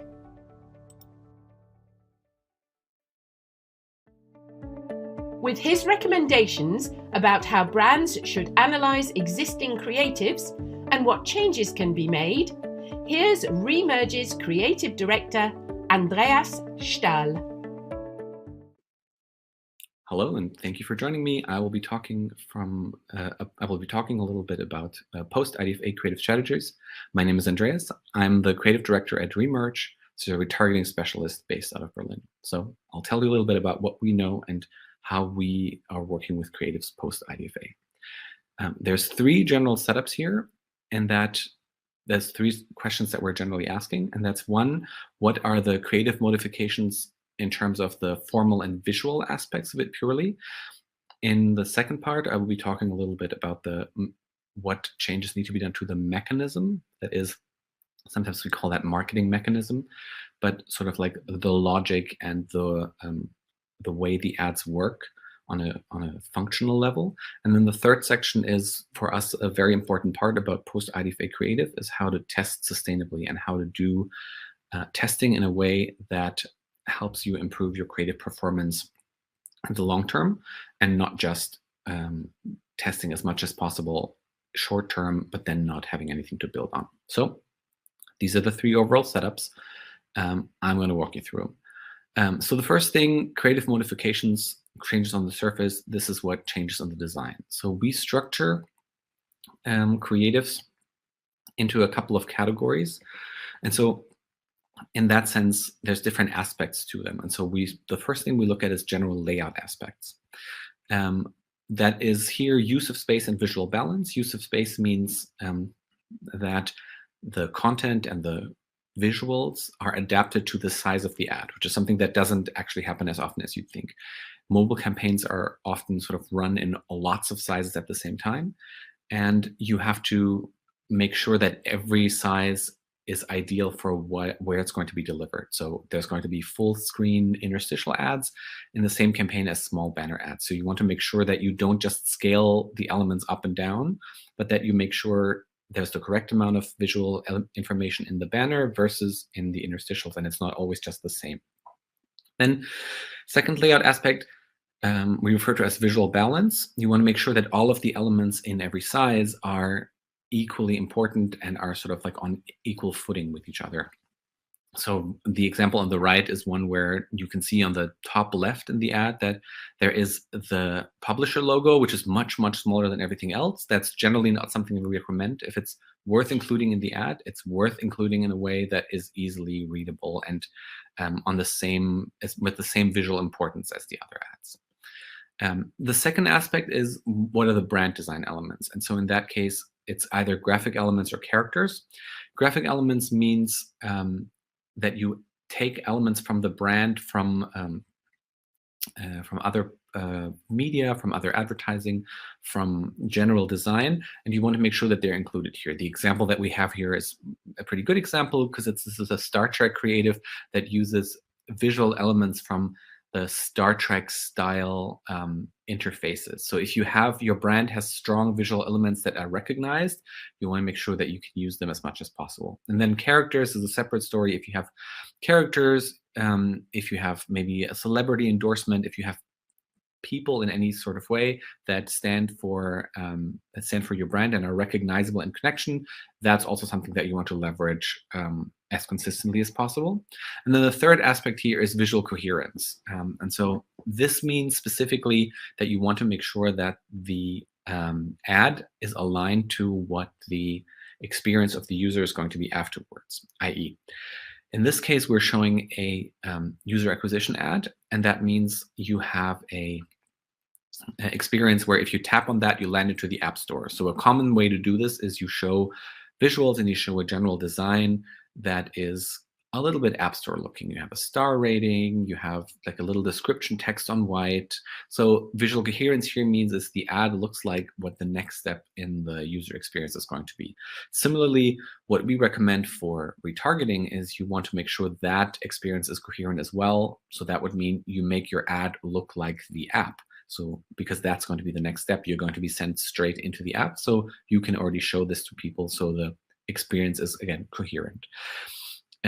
So that is the one that we sort of put a little asterisk next to. So this is one of the things that actually changes. Whereas the previous two, these rules apply now post IDFA as much as they apply, as they ever apply. However, visual coherence is one of the design aspects that you do need to modify. So to give you a little idea of what that is, we'll talk about that in a bit. Specifically, now going through the second aspect of everything, which is copy. So these are the design elements. In the copy, again, use of space is similar to how it is in the visuals. You want to make sure that the amount of text is appropriate for the size of the ad. In a small banner, you want to have as little text as possible. In a big one, you have room for more. It doesn't need to be as short. Then here's the CTA again. That is with a little asterisk. You can see that is something that changes because you want to make sure that's appropriate. Either for retargeting, it would have said, go to the app, do whatever it is that you're going to do, or download now. Post IDFA, you can't really say either of these anymore with too much confidence. So the idea is that you want to pick something neutral that applies both for people that have previously installed the ad and people that haven't. There's two more elements for a copy. So that was a functional copy in terms of the brand copy. Two general things is taglines. If you have them, leverage them and leverage them consistently. That continues to apply the same way. The second thing is messaging clarity. So what we always recommend is that your ad communicates as clearly as possible what your app does and what an interaction with the ad unit will start. What's going to happen if you click on the button? What's next? And so that, again, is a thing where you want to pay attention to this. This is something that changes because you don't have full visibility over the next step of the experience anymore. So it could either be somebody who goes into the app versus somebody who is going to install it. So you want to make sure that the wording applies both to new customers and existing customers. So it just needs to be a little bit more general. So to just summarize this again, that's the general overview of the design and copy elements of the visual aspects of the ad. These are the three things that change. Visual coherence. You cannot lean too strongly into making the ad look like the app or look like an app store. And then copy elements, CTA and messaging clarity. You want to ensure that the CTA is adapted to the experience similarly to the messaging clarity. So, all of those combined, what this basically means is if your visuals or your content lean too strongly into indicating that it's going to be a retargeting experience, but you're not going to know, that has to change. So that's all on a very functional level. Okay, so that's just not going to work anymore. Secondly, what changes for our mechanisms? Again, relatively straightforward. We're talking about marketing mechanisms here, and that means what's the what's the incentive for users to interact with this? This could be any of these or none of these. They don't always have something clear, but generally we recommend that you leverage a specific mechanism. It could be a special event, a special offer, some sort of free gift. In both works for e-commerce, works for gaming. It could be any of these. A specific discount, time limitations, new content, etc. All of these aspects that continues to work, and they all more or less continue to work the same post IDFA. The same general mechanism works, although generally the rule is the more explanation a specific marketing mechanism needs, like new outfits for your characters is something that's a little bit more difficult to explain for people that haven't played your game. So again, you want to keep this a relatively high level, but fundamentally all of these elements still work and are still useful and are still leverageable for your ad units. And then the thing called ad customization is a second thing. Sometimes they're called dynamic ads. That's what we do. And so there's several things here that you can do, and one of them that's not really going to work anymore. So there's individual item recommendations, which is where you use a user ID to match them up with a specific recommendation, which could be either a product that they've looked at, that they've put in the shopping basket, or a certain aspect of the game that they've interacted with before, or something that they've purchased before, something that they've ordered before and you would like them to order again. So that's IDFA-based recommendations. These obviously post-IDFA don't really work that well anymore. So what you want to look at is either generalized item recommendation or context-based item recommendation. That already works now. So these are functionalities that are already available.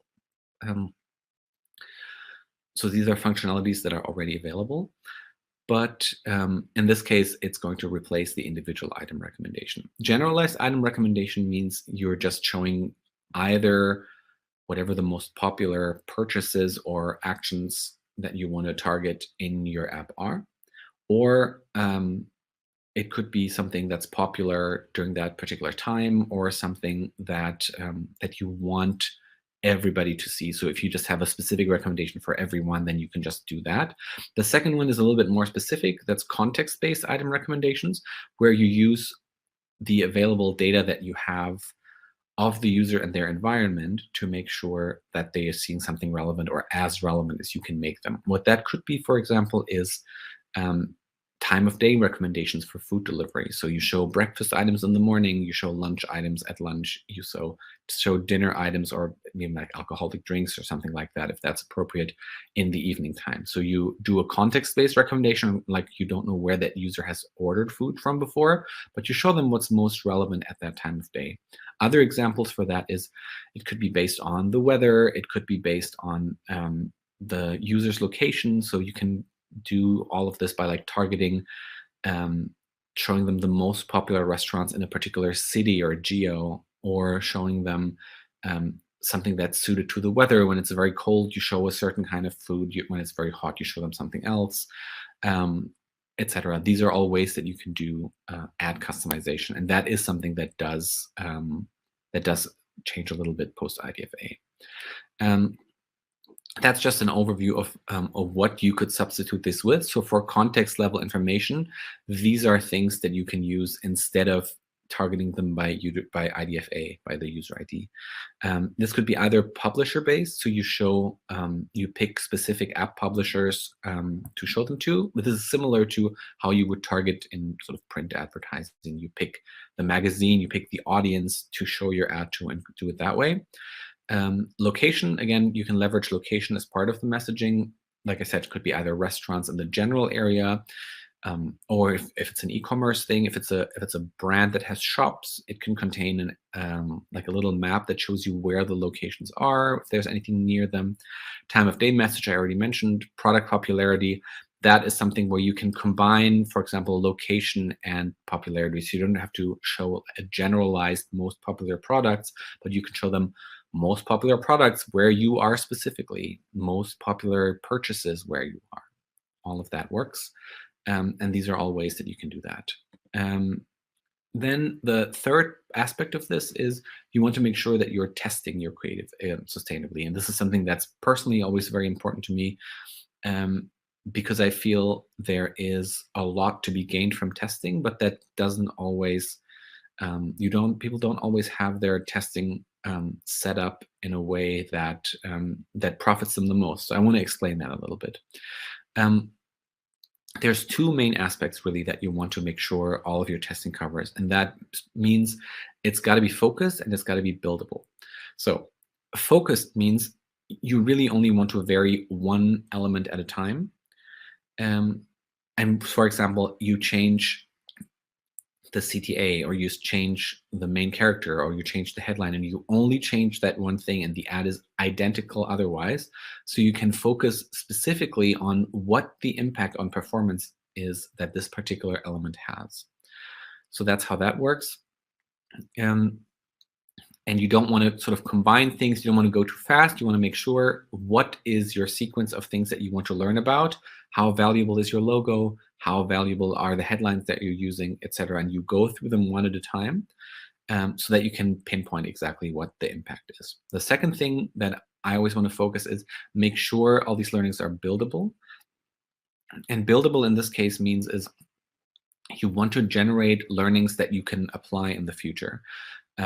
What that means is, again, build creatives where if you're testing in a focused way, you can compare several characters to each other. That will tell you in the future if there is a significant difference between, for example, your in-game character, or if there is a significant difference between recommending a certain type of restaurant over another type of restaurant, or whether you're like recommending high value purchases versus low value purchases in your game. All of these are possibilities, and you want to make sure that you learn them one at a time.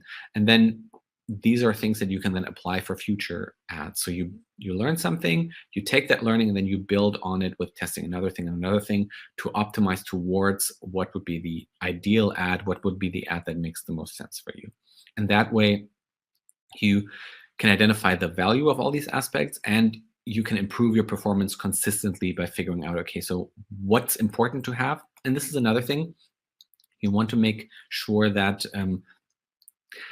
you remember that not finding an impact is a helpful result for you. For example, if you realize varying the CTA in a certain way does not have an immediate impact on performance, that is important information, because that gives you additional leeway to play with the CTA, to play with additional wording, and there's an unlikely to be a big impact on that. So no impact is a useful thing to learn, is a useful thing to measure. So you want to keep that in mind. The way we do this and the way we set up this creative testing generally looks like that. So we always do weekly testing as a minimum. Like sometimes we want to do by like 2 weeks, not just once a week. Change a new creative, but weekly is the minimum that you want to do.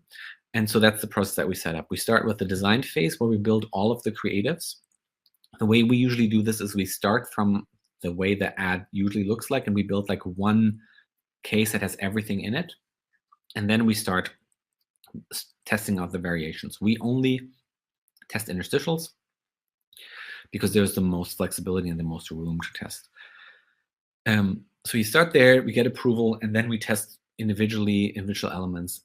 Like here, you start characters versus no characters, main headline versus no headline. And again, every single time, it's just one thing that you're testing out. And what you want to learn here is, do the characters have an impact on the performance of our ads? Does the main headline that we're using have an impact? UI element and UX element in this case are different things, where the UI element tends to be a little bit more branded, and the UX element tends to be a little bit more aspects or like visuals taken directly from the game that sometimes are used like from the again. This is just, you want to break down your ad into what the different aspects are that you want to do, and then you test the impact of every single one of them. That's it. So again, this is the overview of what you want to do with post-IDFA, what you want to change in design, what you want to change with the copy, how your mechanism needs to change, and what can replace it. Thank you very much for your time. I hope there was something helpful for you in there. My name is Andreas, and I work for Remerge. Bye. Concise, precise, and actionable. Thank you for that, Andreas. Now introducing Jan Greven, Managing Director of Yoc, with his insights on how high-impact ads can drive consumer engagement. So, driving consumer engagement. It sounds a little bit complicated, but I'll promise it's easier than expected. So, in the next 20 minutes, I will try to give you some insights about what a great mobile channel we have for driving consumer engagement and for branding advertising. But maybe before we start, some words about me. My name is Jan Greven. I'm Managing Director of Yoc Germany. So I'm responsible for all operations in Germany related to publishers and advertisers. I'm in the mobile industry now for 12 years, and that brings me to my company. About Yoc, I will keep it short. We have 80 employees across Europe. We're mainly headquartered in Berlin and mobile since 2001. We have our own ad tech, so we developed our own supply side platform. We have our own in-house product development, and we will see later some of the cool ads that we are doing with our customers every day. And yeah, maybe some facts about our products. We are 20 years in the mobile industry, as discussed, and for example, in 2020 we developed 750 creatives. I guess this year we will hit the 1,000. We're working together with 300 European premium publishers and have a monthly reach of around about 3.5 billion ad impressions with 45 million unique users just in Germany. But the main topic today is not how many unique users Yoc is reaching. The main topic for today is driving consumer engagement. And maybe the first hypothesis from my side is that mobile display gives a unique possibility to interact with consumers. But the interesting stuff about it is why it is unique and why do I need it?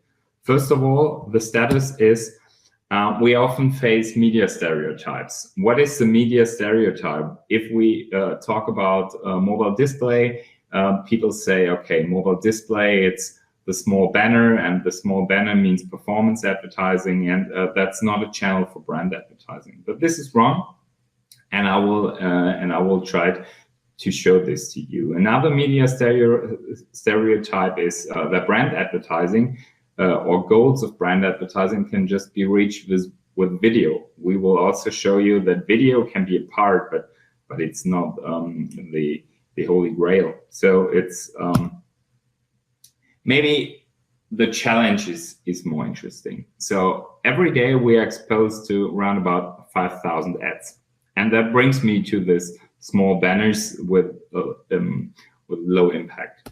But we have to break through this clutter, and the idea would be that we use high impact formats. So basically, and this is a quote from a German newspaper, from German marketing newspapers, brand, story, and emotions are becoming increasingly important in the online segment, because otherwise only the price allows differentiation. It means basically if we go back to the small banners, if everything is equal and if the banner has no real emotion, then you can just shrink the price, and that's not what we want with our online experience. So also the user and also the brand. Basically, the question is, what are high impact ads? I will show you on the right side. You see some ads. The right side, the Audi ad is one of our smaller high impact ads. It's an innovative format. You have interaction possibilities, and in this case, we have something called like reactive scrolling. So the banner reacts on the scrolling. If we Google this high impact stuff, we see we have bigger ads characterized by the behavior within the website, and this is really important. Yeah. Basically, this category also allows to integrate video and rich media, and the result should be an engaging ad experience. What we did in the past is we did a study together with our friends from Nielsen to say, okay, do this high impact ads, do they work? So basically, these ad formats are memorable and stay in the minds of the consumer. Brands can be positively influenced, and we did something like a comparison between the high impact ads and regular ads.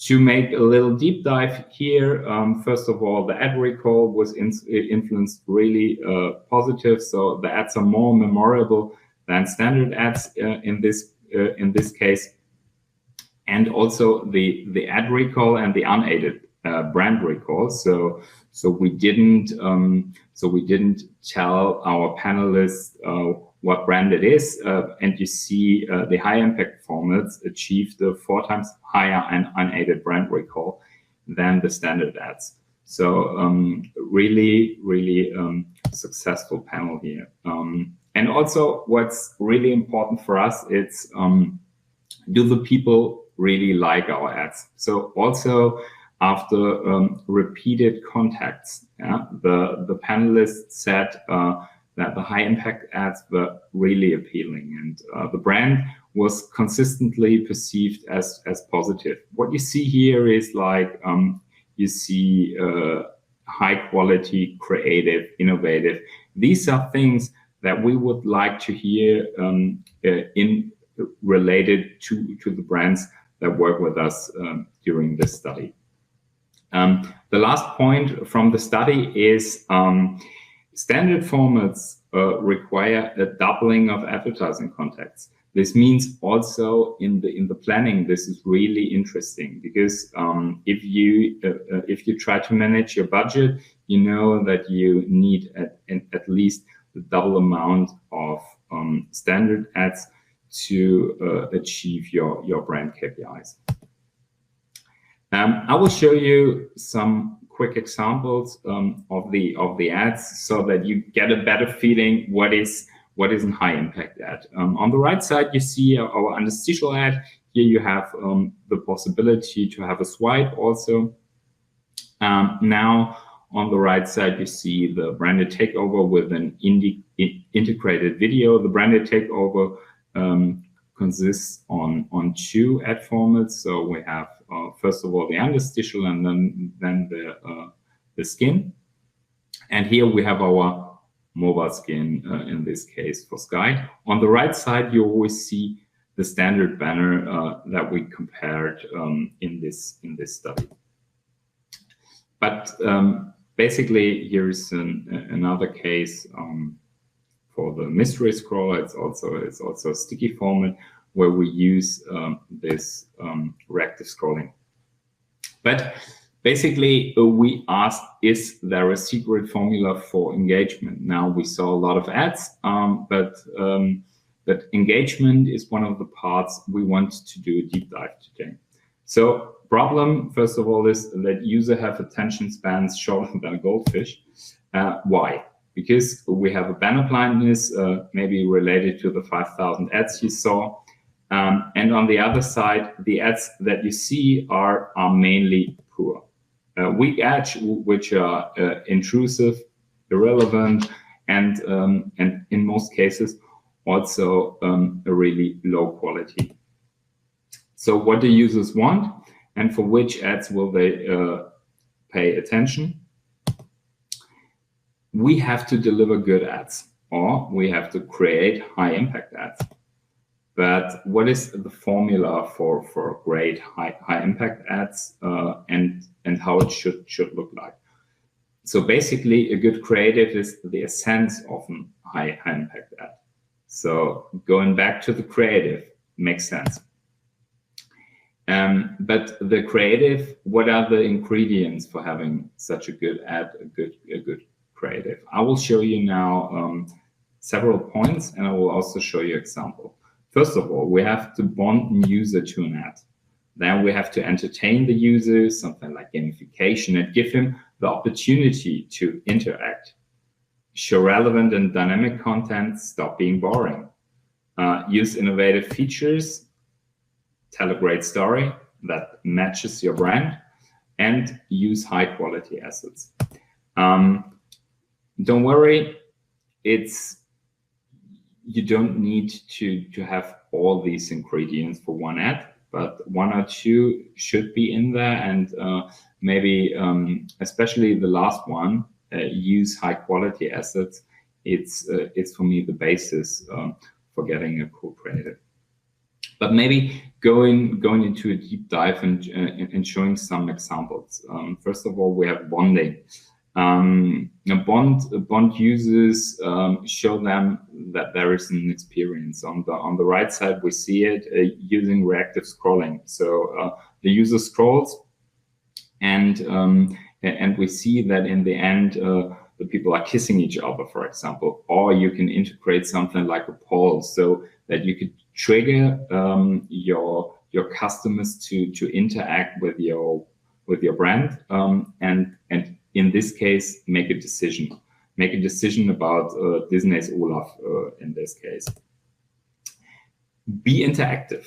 Interactive is like, so it's the gamification thing.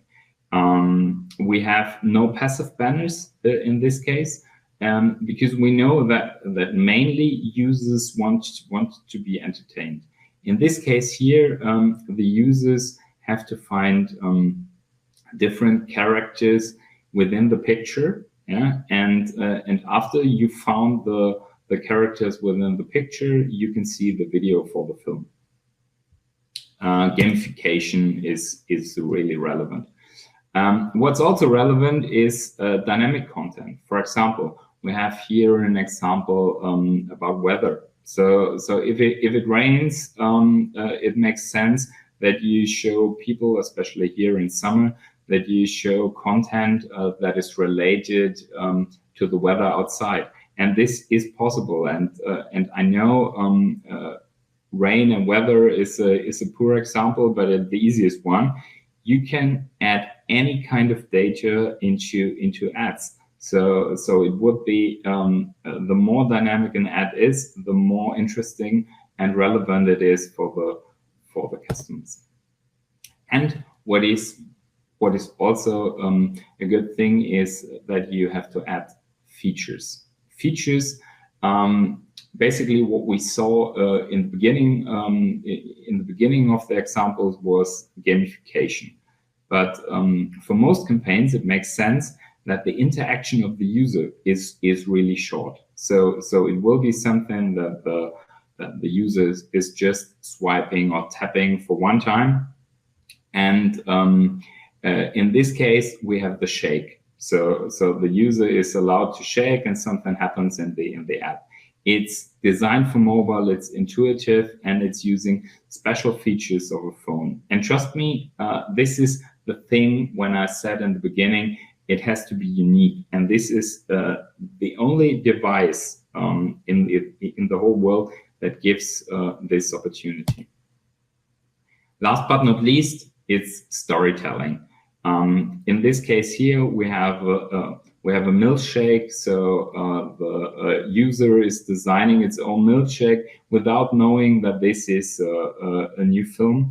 And in the end, you will be surprised. And we tell a little story, and you can also add additional features like voice or something else here. But it's always important that you try to tell this short story and to match the brand.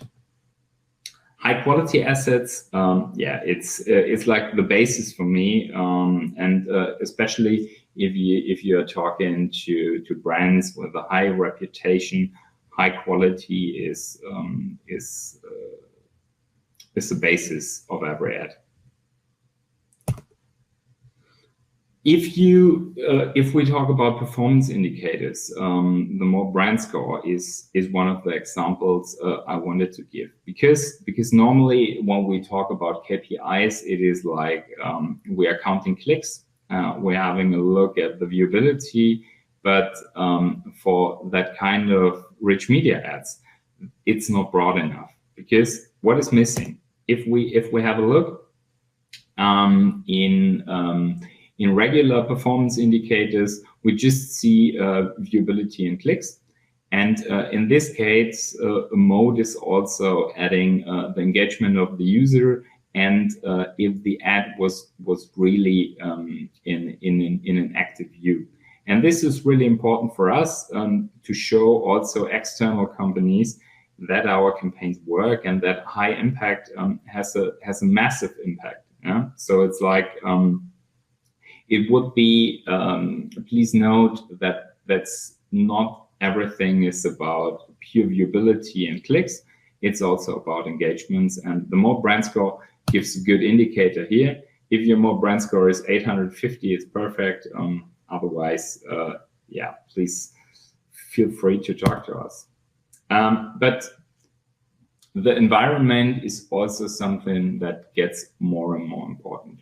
So if we talk about a cool creative, the cool creative also has to match the right user. In the future, and the future is beginning now, we will have a cookieless world. Yeah? This means we are running into problems, and we have to prepare. Not we only have to prepare, also our websites.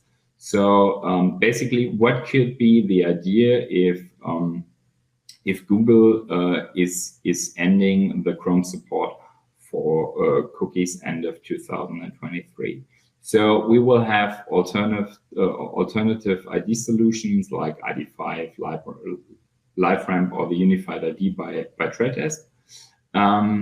But we also have publisher-side data. So publishers are also trying to get the data on their side that will be first party. But the third thing will be that we'll also add contextual data. And all these three segments will be a part of our new strategy that we have in the market to get back control about data on the one hand, to be compliant to all the regulatory goals that we have concerning GDPR, and on the other side, to have successful brand campaigns. Maybe we go a little bit deeper into this contextual stuff. How does it work? So contextual targeting is not keyword targeting. Maybe keywords are a part of contextual targeting, but contextual targeting is a little bit more intelligent. So for example, contextual targeting is covering brand safety, keywords, but also scans live, for example, how the newspaper works, and how if there's a positive or negative newspaper article. So for example, if we have a look at COVID, if you kick out the keyword COVID from every single of your campaigns, you will get in trouble with the delivery. If you have an intelligent context-based targeting, the provider will also give you some context about the newspaper and about the article, so that you can scan if the article, for example, is positive or negative. So this is really important, not just kick out keywords, also scan the whole context. Maybe to give a short summary, if we have a look at the success factors, use high impact ads, use user involvement, dynamic ads, use storytelling, and last but not least, the high quality assets, and find the right users. You can do this with context, with premium sites and apps, and with alternative ID solutions and cookies. In the end, that means we will see an increased user engagement, we see an efficient use of media budget, and we'll reach our target group in a high reach. And yeah, this will be our goal and our aim here.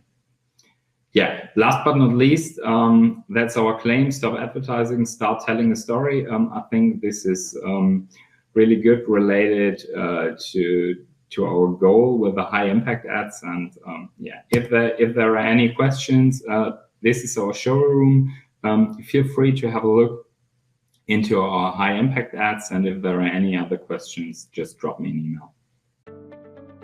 Many thanks, Jan, for so many tangible insights.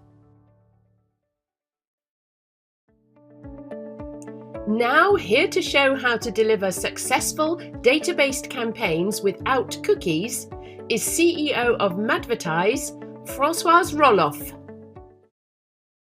Hello, good morning, everyone, or good afternoon. Not quite sure what time it is now, as it is a recording. My name is François Roloff. I'm the CEO of the beloved Madvertise Group, an ad tech group for digital and specifically mobile advertising and its necessary technologies and data. A couple of words about me. I'm a 44-year-old father of two very beautiful, cute girls. I'm based in Berlin, and I've been with Madvertise for the past 10 years. So I believe coming or being invited to take place in a MMA masterclass is both a big chance on one side, but on the other hand, also an honor. Thank you for providing that slot to us as an MMA Germany member. Having that said, I don't want to bore you too much with the details about me.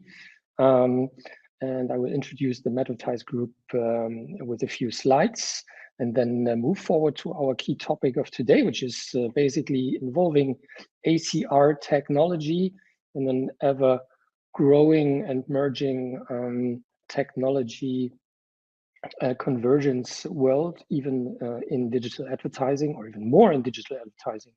And I will take the chance to demonstrate and show you how the use and implementation of automated content recognition technologies can help dear advertisers to not only reach, but even surpass communication goals and restructure interdisciplinary digital advertising campaigns and setups. So let me quickly start my PowerPoint, and that should be it. So yes, affinities and semantics, that's the main topic, and also the, let's say, background why I have decided with Madvertise to go into the technology and the field of contextual and semantic targeting, retargeting. I mean, obviously what is in everyone's agenda today in digital advertising is the cookieless targeting worries of the future, the retargeting concepts that might or might not work, and specifically in mobile. That has always been a topic, as for example, cookie setting, dropping has never been as efficient as in the, let's say, desktop and other digital advertising environments. Quick words about Madvertise: in the market since 2008, reshaped in 2013 into a broader and a pan-European company for first-class mobile advertising campaigns, namely clients like Coca-Cola, Procter & Gamble, keep working with us year over year, working with all the main agencies in all our geos, and happily announced that since last year, we're also operating on the US market from the New York area, greater New York area, and see first successes with local clients, which gives me proof of concept, but also proof of technology. Our team is consisted of 80 specialists across Europe and including New York. We have a little subsidiary even in Montreal, where our chairman is based and pulls the strings for Madvertise over the Atlantic. Having that said, we are specialists not only for digital campaigning and execution and technology, but on the other hand, our technology enables publishers, app publishers, web publishers to monetize their ad spaces. and we provide them the technology. So much for Madvertise. To not bore you to death, let's quickly jump into why mobile is such a vibrant topic and one of the best, if not the best, digital, let's say, hub to engage with users through the mobile device, or to add the mobile device awareness and usage to digital communication strategies on other digital channels. 80% of all smartphone users say they more or less have their smartphone not only with them, but actually in their hand. So that is a quite impressive number, and it shows how mobile-centric our world is. And even 65% of all mobile users say that they use it already for online shopping. Now, that is in particular impressive, as a couple of years ago, like 5 years ago, 4 years ago, that was not even half as much. So the mobile device is no longer considered to be a toy, but a really serious channel to reach out and communicate with your audience, with your desired clients and such. Now, Madvertise has identified that quite early. And we therefore recommend all companies acting in the digital ad space to think mobile as, let's say, the heart of the communication. And once connected to all of the other possibilities we see and we have reaching out to users through digital out of home, through performance approaches, leveraging social media, through connected TVs and even desktop computers, everything can be connected to the mobile device. And that's particularly interesting. Why? Because the concept of syncing all of these digital screens is not only a theoretical concept anymore, but it's reality. It's become reality over the past 2 to 3 years. Obviously also pushed by the cookie-less browser future and by Apple's activities over the past years to increase user privacy and give it back into their hands.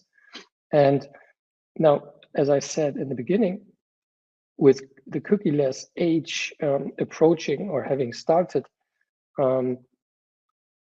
advertisers, marketers, even publishers had to kind of change their way in how they can consecutively approach their users and desired audiences. Now, I mentioned already the technological convergence. Now, in a nutshell, that only means that as most of the media channels are now connected through, let's say, the internet, connected TVs, smartphones are connected anyway, but also laptops, and moreover, digital out of home being there and being programmatically available. This all comes together into, let's say, one digital advertising space that also provides huge chances. Why? Because you are now able to address one of the same user, hence one of the same device, crossing or passing by several other devices and or screens. And this actually provides not only the chance to do some kind of double impact communication with your client, but it enables you to actually start true and in-time storytelling in advantage of one client, reaching out to one user several times in a certain time frame, fully transparently tracked, and in the end, let's say, delivered through the funnel until the either activation to do something, even a shop, buy, a purchase, online or offline, has been completed. And this convergence actually can be played quite interestingly, for example, through the concept of second screen. Now, what is the first and what's the second screen? This can be a good topic of for our next discussion. We at Madvertise would say, well, actually the first screen is the mobile device. And if you count in tablet computers into the mobile world, then I would say definitely the mobile device is the first screen. But obviously in our branch or economy, it's learned that the first screen is rather the big screen, the main screen at home, if it exists, which is also a change in all our societies, more or less. Then you understand, okay, there is certain situations, actually quite a lot of situations, where you have the first screen or a big screen where you consume TV, streaming services whatsoever. And you have within that, obviously, mostly the smart TV, either smartphone or tablet with you. And you are playing, you are connecting to a social network and chatting with your friends. You might watch a football game, Super Bowl approaching. Big topic. Second screen is always there. In German TV, there is actually even a person in the studio that permanently tracks all the activity on the social networks about the specific Super Bowl or whatever spotlight game. So what I want to explain with that is that even in the media production, the mobile or social media and mobile communication has an impact in live shows and transmissions of, for example, or broadcasts of games. Now, how can these users be identified? And that's where technology actually comes in. In our case, we've decided to go into the area of automated content recognition. What that is or means is basically that we can identify which contents in terms of music, TV show, streaming content, or even advertising spots, TV commercials. It is possible, and we can identify at scale what a first screen or big screen currently shows. So we understand that this is being consumed in real time right now. And based upon this identification, we can actually trigger specific digital activations. We call that triggers and connectors. And those triggers given from first screen are being identified by the technology in the middle between the big and the small screen, and can then trigger or activate a digital, for example, communication like an ad on a smart device. And why is this interesting or good? Because in the very moment of media consumption on a first screen, on a big screen, you, not for everyone, but for a certain and quite relevant share of people consuming that content, you launch a wave. We call that affinity waves. Affinity is an old pal actually in media. Affinities have been used already in the past for selling TV commercial ad spaces and so on. So affinity is quite a big a term and very influential. And when I say influential, I mean, imagine you are sitting in front of your a big first screen. You are watching some TV show or a TV broadcast, and there's a commercial break. Commercial break starts with a client in, for example, cosmetics, skincare.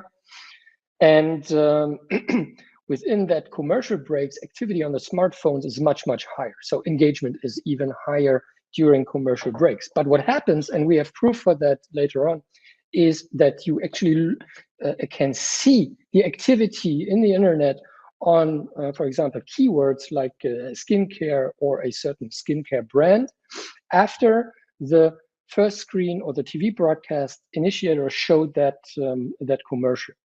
And now what happens is that, for example, on search, you can actually see that the search requests on one of the big search platforms is actually skyrocketing. And that behavior can be seen across all kinds of products and brands. So affinity waves are being launched by the first screen. Technology identifies, oh, there is something interesting because we're working with the client, and then actually a digital campaign shall be started in real time. And that's the key difference. One could say, well, okay, I know when my spot is running, but it doesn't only work for the commercial or the TV spot of one client. If you think this greater, then actually within one commercial break, there are several affinity waves being started for different products. And now this actually initiates not only affinity waves for a certain and specific brand, but also a greater context of, for example, skincare products in general, or biodegradable cosmetics, stuff like that.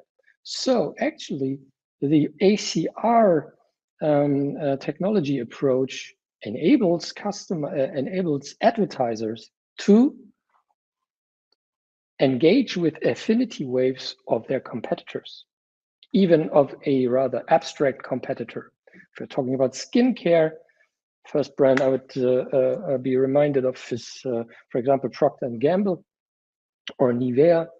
And now the affinity wave is not only focused on Nivea, but on cosmetics. So actually what happens is that this initiated affinity through the first screen with one commercial can trigger positive impacts on your search, on your digital display, on your video campaigns and such. To do so, you need one piece of technology, obviously, that does two things. First of all, listen to everything that is being either broadcasted or streamed. Well, check, that's what is in place. And it is in place for all the main countries with huge variety on broadcasts and contents. And on the other hand, you need technology that then is able to, through API connections or whatsoever, automatically and in real time, connect to ad servers, search machines, and so on. And this is exactly what's happening with this piece of technology to then serve affinity waves. And in the end, or the key target is a completely screen synchronized ad delivery. Because with that, you are kind of harvesting the most interested and users or consumers, and actually those who are closest to the decision to buy online, to visit and make a test drive appointment with your next car dealership, and so on. And now the interesting part here is that it's not even focused only on either search or display or video campaigns, but we can also connect, for example, social media such as Facebook, Instagram, TikTok, and Twitter. And now here is actually what's particularly interesting about that synchronized approach. Most of the users are, while watching TV or while skipping a commercial break, they're actually active in, for example, social networks. Quite a lot, around 70% are, active on social networks. Trump posting something political and so on.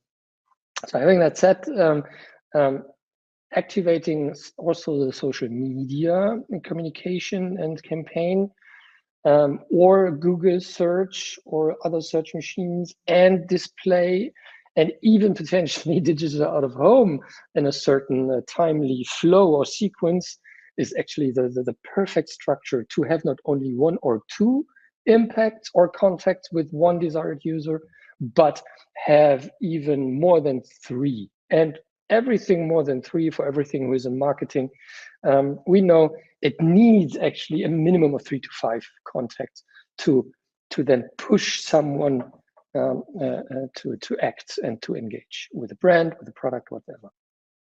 And now with the technology that I am introducing here or explaining here, you actually serve those affinity waves triggered by the first screen.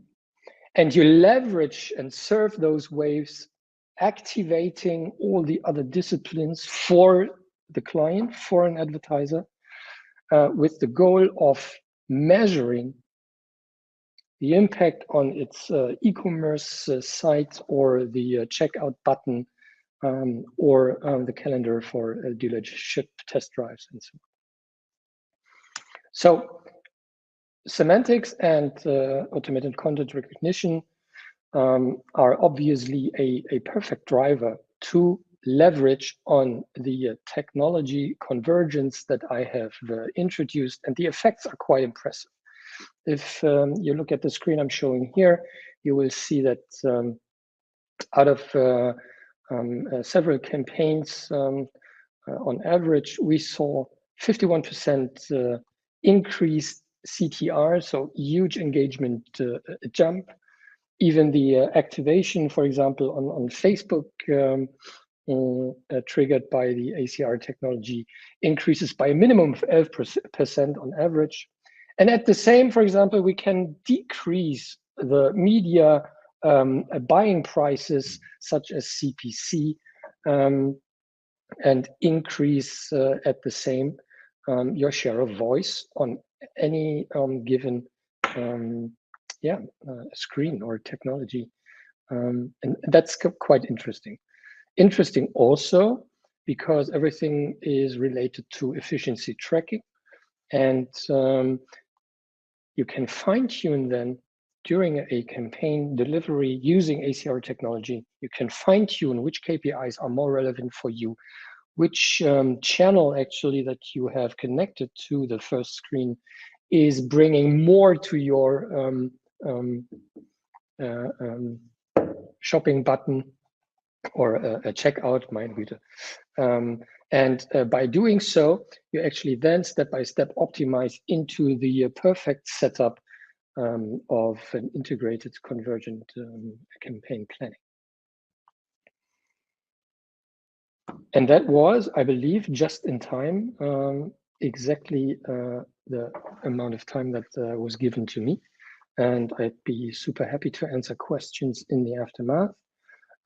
Whenever you have questions about ACR technology, GDPR compliance, please don't hesitate.